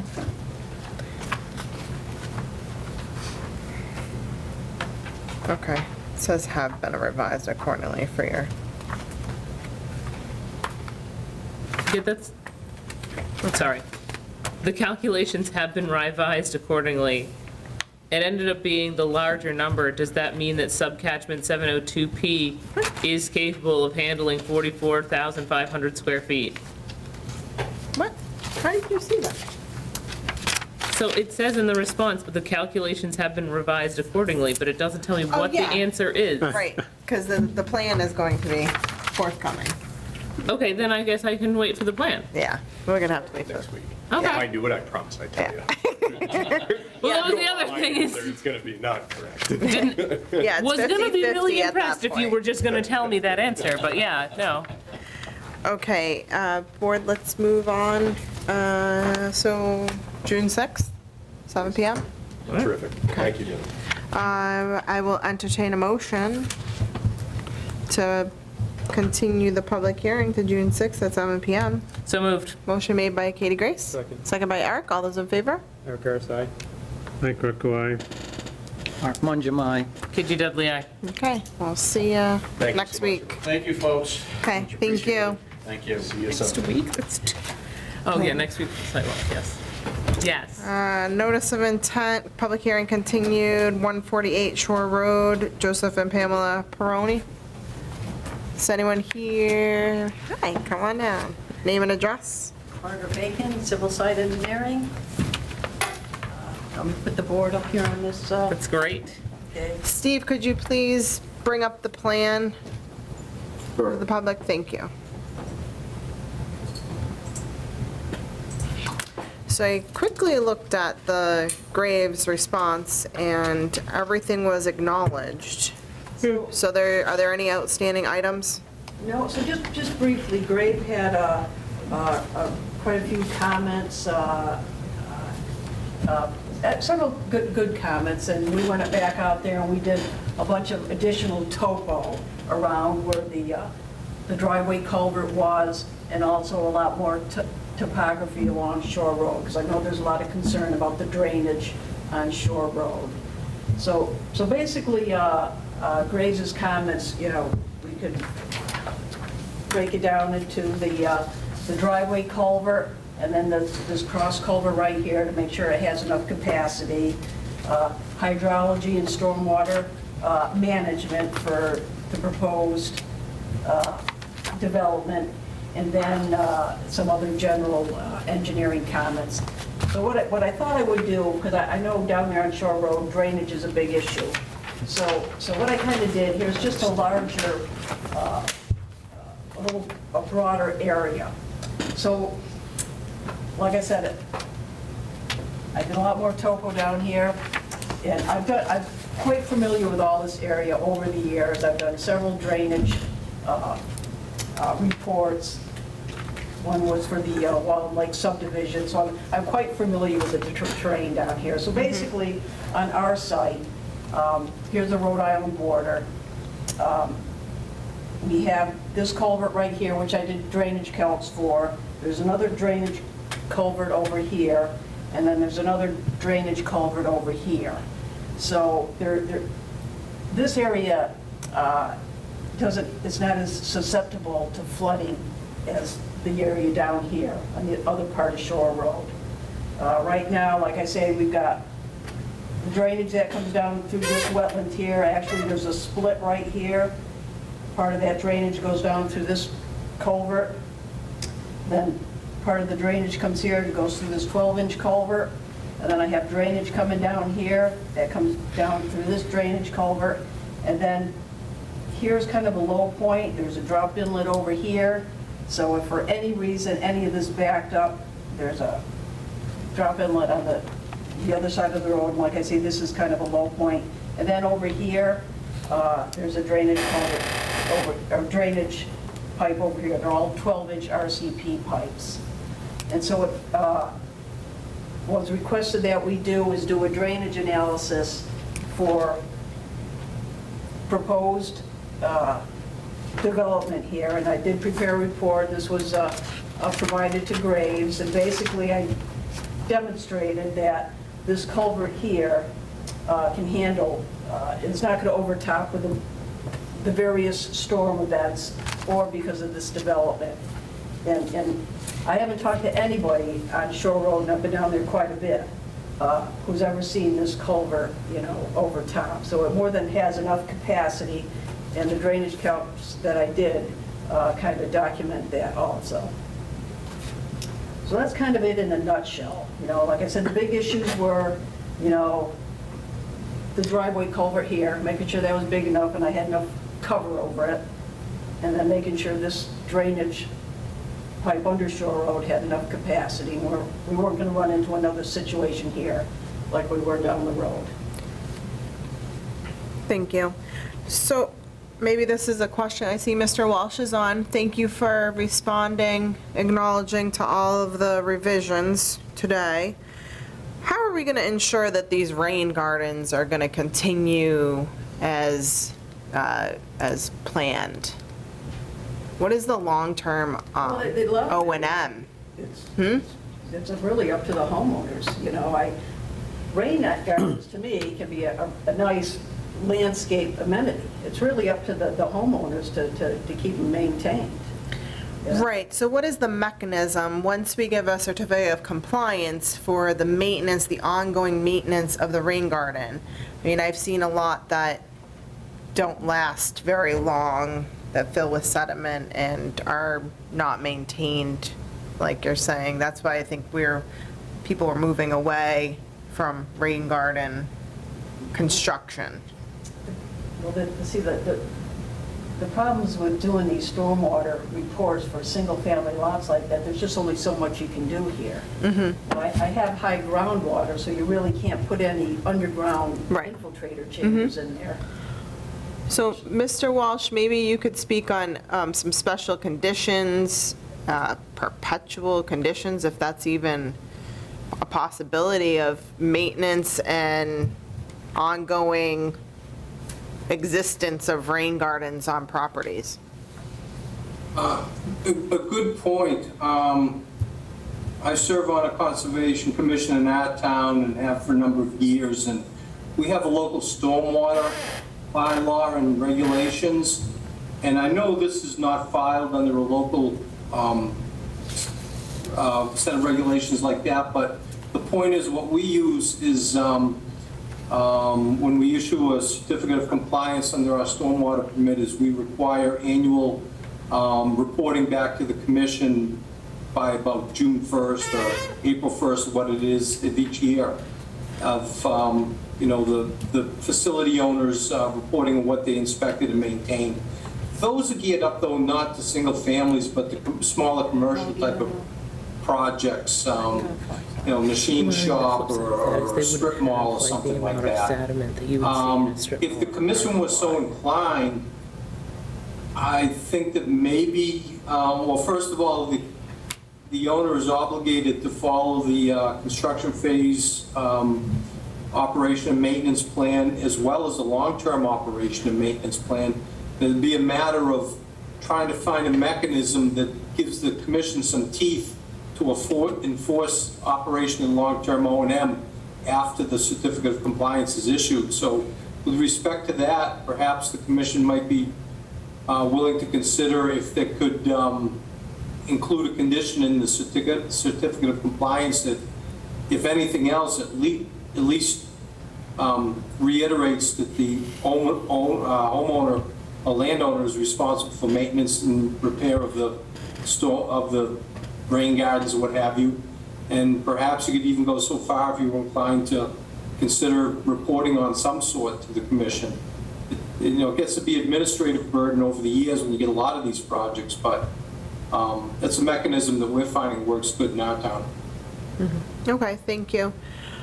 Do you believe that this project needs some drafted special conditions, given the sensitivity of the roadway?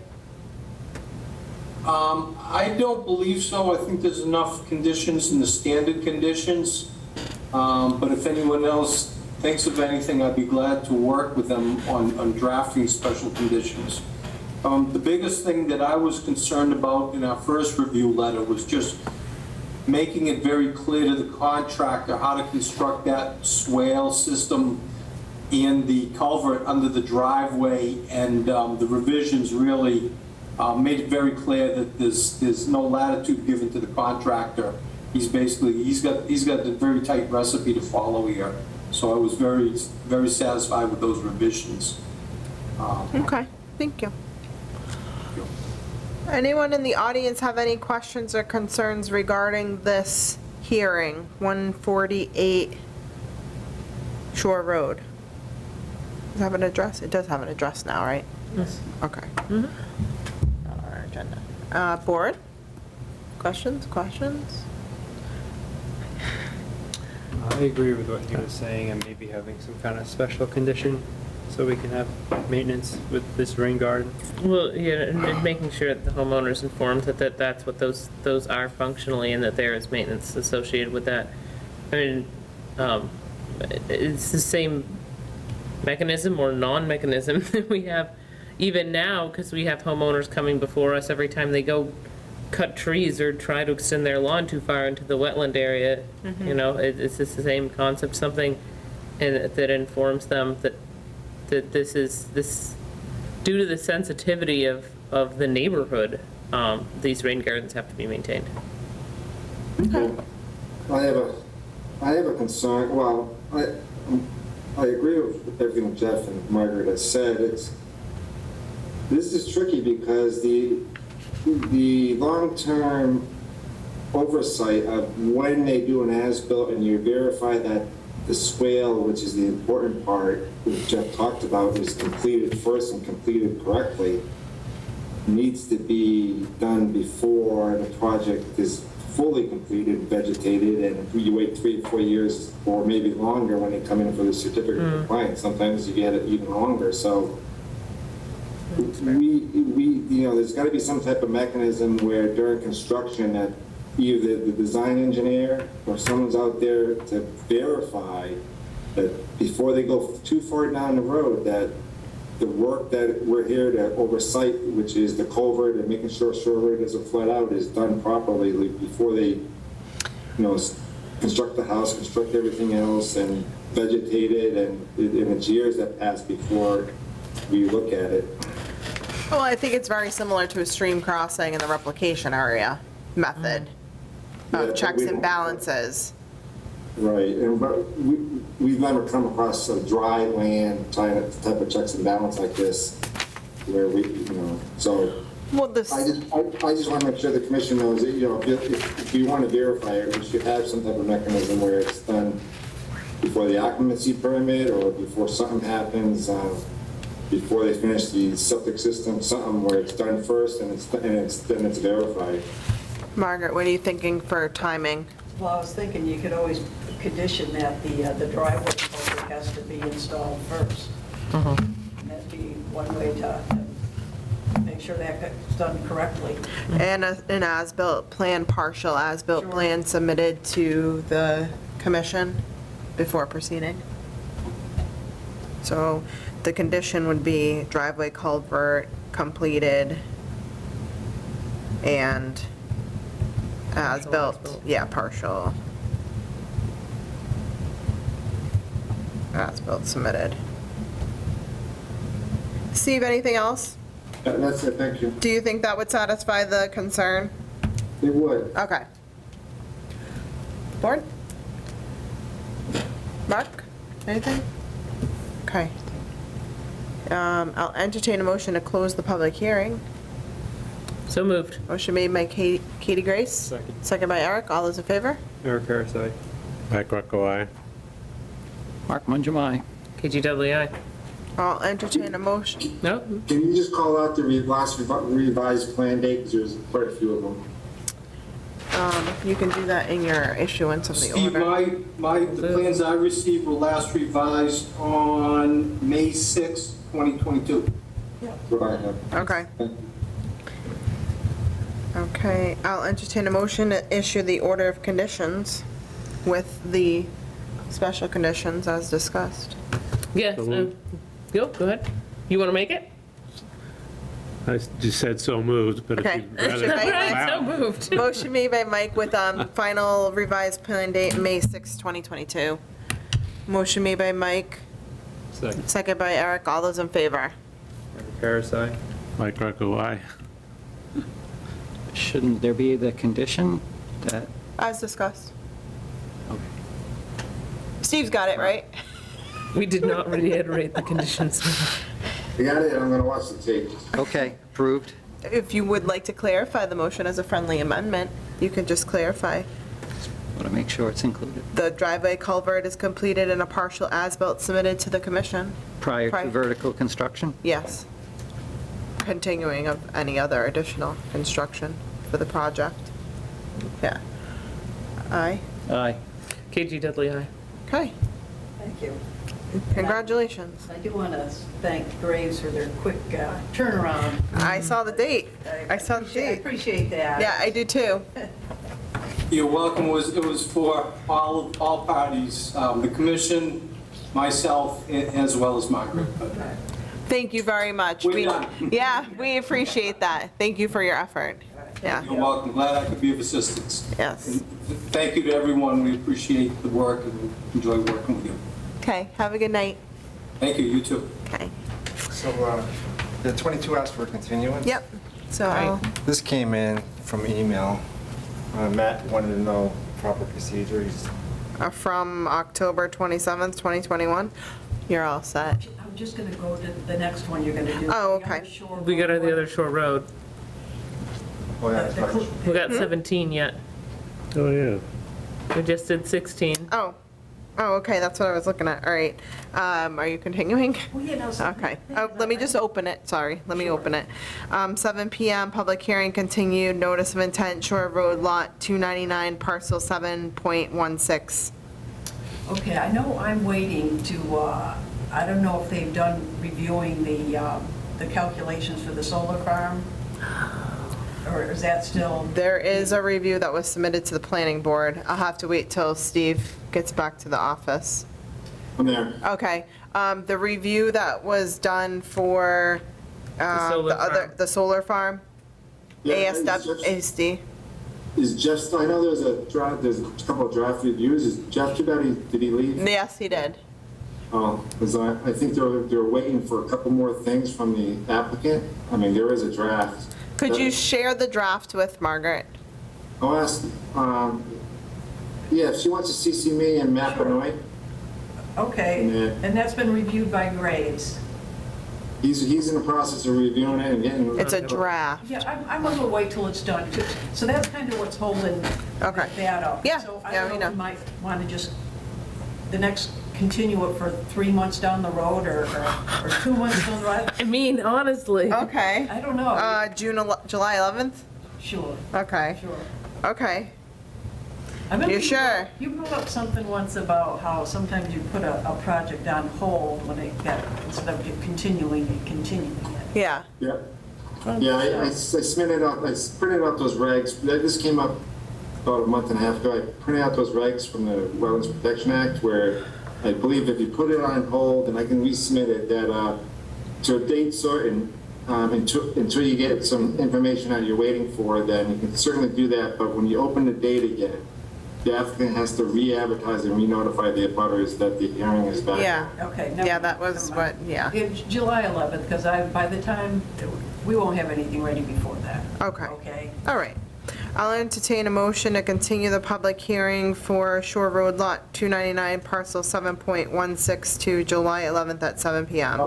Well, hang on a second. I was hoping to move the July 11th meeting to July 18th in the middle of the month.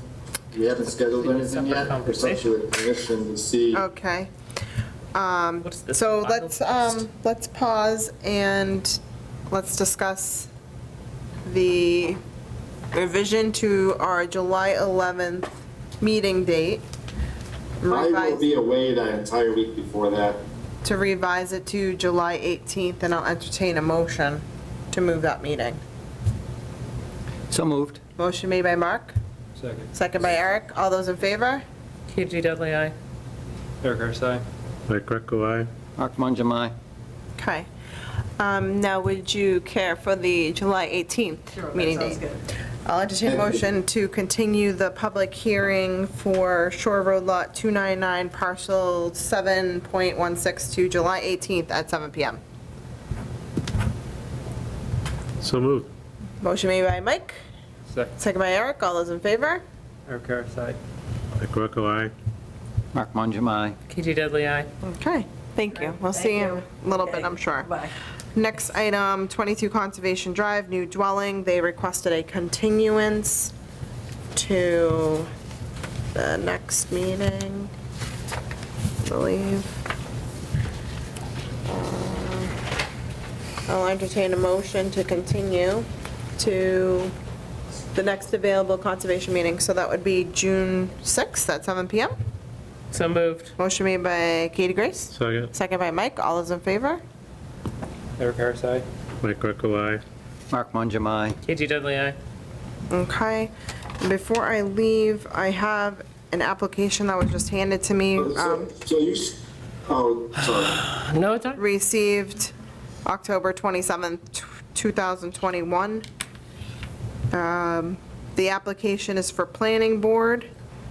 If you are not appointed to this board, please list in order of preference, planning, conservation, ZBA. So what was your question? So was he denied appointment to the planning board? You said, Steve, our office received an application back in October for interest to serve as a member of the Planning, Zoning, or Concom. I recently notified that the Conservation Commission currently has 6 members and could benefit from one more member to make 7. Attached is the application. I already spoke to the gentleman, and he's expecting to hear from you this week. Let me know what you think. So it says, what board committee are you applying for? Planning board, alternate associate position. If you are not appointed to this board, please list in order of preference what other boards you're willing to be considered. So was he not appointed to the planning board?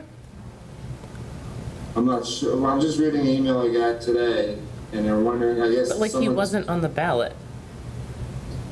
Right, he went for an alternate position on the planning board. Oh, you went for, sorry. I Yeah, missed that so detail. if, I don't even recall this application coming in front of the planning board. Right. So that's my question. Once he is not appointed to planning board, I think we have a joint meeting with the selectmen for appointment. So I think we're, You there, you make recommendations, just make a yeah, recommendation. yeah, I think it's just a recommendation. okay. I thought we had a joint. All right, so I'll respond back to Matt that, first see if he complies with his first request of. Yeah, that's what his application states. All right. I got that today, so I figured while you're here that could address it. Okay, sounds good. Right, I'm leaving and I'm turning over the meeting to vice chair I'm delighted. at 10:14. Thank you so much. I'm gonna sign all of our things. Yeah. Okay, great. Item number 11, 7 PM, notice of intent for 84 Webster Street, new single-family, do I have a, no, there it is. Family dwelling, William Nelson Jr. I'm going to read this thing first. Notice, Town of Douglas Conservation Commission, 29 Depot Street, Douglas, Mass. 01516, legal notice for public hearing pursuant to Mass General Laws, Chapter 13-1, Section 40, Massachusetts Wetlands Protection Act. The Town of Douglas Conservation Commission will hold a public hearing on May 16th, 2022, at 7 PM for a notice of intent filed with Northwest Engineering Services, LLC, located at 84 Webster Street, for work to be done pursuant to the Town of Douglas Wetland Bylaw and the Wetland Protection Act, MGL 131, Section 40. The proposed work involves construction of a proposed single-family residence, well, septic system, driveway, earth cuts, and fills, installation of sedimentation erosion controls, and loam and seed. Public participation will be available by attending the meeting at the Town of Douglas Municipal Center located at 29 Depot Street, Douglas, Massachusetts, or pursuant to Governor Baker's June 16, 2021 order suspending certain provisions of the open meeting law, GL 30A 518. The public may participate in this meeting via remote participation. A website for the meeting will be provided on the conservation agenda posted on the town's website at least 48 hours prior to the meeting. The copies of the notice of intent may be examined electronically by contacting the Conservation Commission at 508-476-4000, extension 205. It was posted on the 6th of May. So, name and address for the record. I'm William Drexel. I designed the plan that you see there. Awesome. I got some comments today that were sent over the weekend, which I unfortunately didn't get. There's a handful of small issues, but the two that I think are outstanding are the DEP file number. I haven't received that yet. Oh, okay. And also, the proposed dwelling is within 50 feet of the, it's within the 50-foot buffer. Okay. So what I'd have to do is, I guess, develop a narrative. As you can see here from the plan, the house right here in purple is up against the front setback line, so I can't move it forward out of this 50-foot setback line here. And I can't really move it too much to the side to gain, I mean, I can minimize it maybe by moving a little bit more, but it's got to reposition my septic, I think, but I'll need to deal with that. Yeah. As far as minimizing that. How large is that house right now?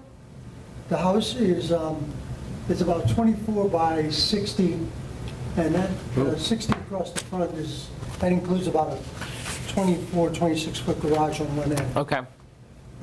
So it's not like the house is like over It's, size. right, yep. It's a 4-bedroom.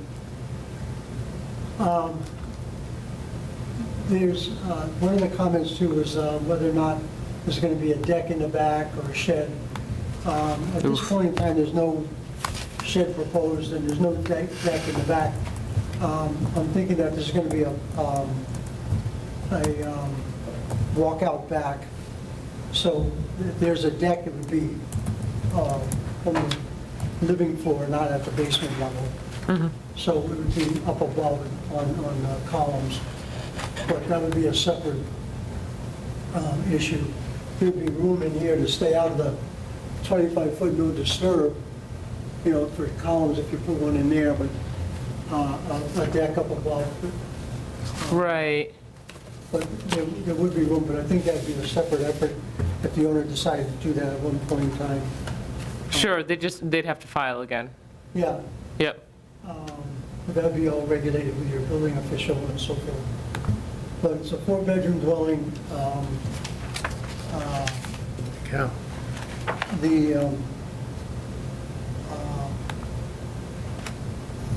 One of the other comments was the dimensions for the building should be shown on there, which I should do that. Yep. And then to take a look at the grading in the back. I think one of my lines crosses over my proposed contours right here, crosses over into the no disturb area, which wasn't intended to do that. Dropping snap was there. And as far as runoff coming from Route 16, Yeah. I have a high point here in the driveway so that it drains this way and drains this way and keeps this runoff from going down the driveway. And then secondly, there's a curve not too far from this entrance on either side. Yep. And this area here is kind of within that runoff for the curve, so a lot of that water is going to be pitching across the road anyway. The sheet flows off the pavement now for the highway. Yep. But like I said, there's a point where it sheets across the highway and it minimizes the amount that's actually going onto the site in this area. So that shouldn't be a problem between those two things, that high point at the driveway and also I would just, is that a paved driveway or gravel driveway? I'm sorry, say again? Is the driveway paved or gravel? It's a paved driveway. Oh, concrete, I see that note now. So I would just, again, worry about if that water sheet flowing off the street and onto the driveway, I would worry about it accelerating down that driveway towards the wetland. That's definitely something. Yeah, and that's why I created that high point there on the grading, was to avoid that. And that certainly helps, yes. But I would consider having, is there like a berm or something of that nature at the end of the driveway? Well, this here, like I said, this edge of pavement here. Yep. Actually, a lot of it drains in this direction across the You still have road. a lot of driveway heading It doesn't towards the go house. this way. Right. It goes this way. But then you're going to have accumulation on the driveway. Yeah, the driveway itself pitches towards the wetland, other Yeah. than that little bit at the front, Yeah, which so goes it'd be towards this- the road. This amount of driveway right here Yes. would be going there, yeah. So that's what we're concerned about. Yeah, okay. So I wanted it to sheet flow. I've got some contours where it spreads out, but I just didn't want to create a point discharge. Yeah. I wanted Oh, it to good, sheet. yeah, right, yep. So I'll see if I can come up with something, maybe. A lot of times we've asked for like a strip of gravel along the end of the driveway Yeah. where the water comes off the driveway, Or some vegetation along the edge. a little valley or something to take the water and move it to the side instead of having it go straight towards the wetland. Okay. For sure. So with that in mind, like I said, the two main things though is the DEP number and I guess a narrative for that 50-foot. Absolutely, and if you can, whether it means to relocate or downsize the house to get it further out of that buffer zone, that's the kind of stuff we look for. This is, along this, you can't really see it in the print, but right in here, there's guardrail all the way along here. Yep. And so we'd have to, if I move the house over here, to minimize that. Yeah. I'd have to probably come out the garage end and, come over that way. But yeah, I'd have to finagle this a little bit to minimize that impact. I don't think I can eliminate all of it out of the 50, but I can certainly minimize Understood. a lot of it. Yep, no, that's exactly what we look for, is just minimizing the impact. We've got a very tight lot, so. Yeah, it's got challenges.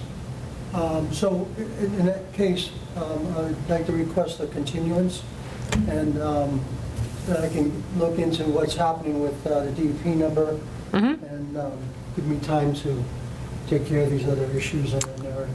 Yeah, absolutely. So based on your projections, would you rather see us on June 6th or June 27th? Hang on a second, June 6th. Or the 22nd, huh? 27. 27. Yep, they're both going to be Tuesdays at 7 PM again, or Mondays at 7 PM. Well- We're on Mondays, yep. I have something scheduled for the 6th. Okay. On another calendar. So. We'll make it the 27th. All right. I will entertain a motion to continue the public hearing to June 27th of 2022. So moved. Second. Motion made by Mark, seconded by Eric. Roll call vote. Eric Harris, aye. Mike Greco, aye. Mark Mangum, aye. KG Dudley, aye. Thank you. Thank you very much. Sorry for the long wait, but we appreciate you walking through this with us so that we can make those comments. All right, thank you very much. Oh, certainly. Thank you, Steve. All right. I'll entertain a motion to adjourn. So moved. Second. Motion made by Mike, seconded by Eric. Roll call vote. Eric Harris, aye. Mike Greco, aye. Mark Mangum, aye. KG Dudley, aye. And now I will sign things.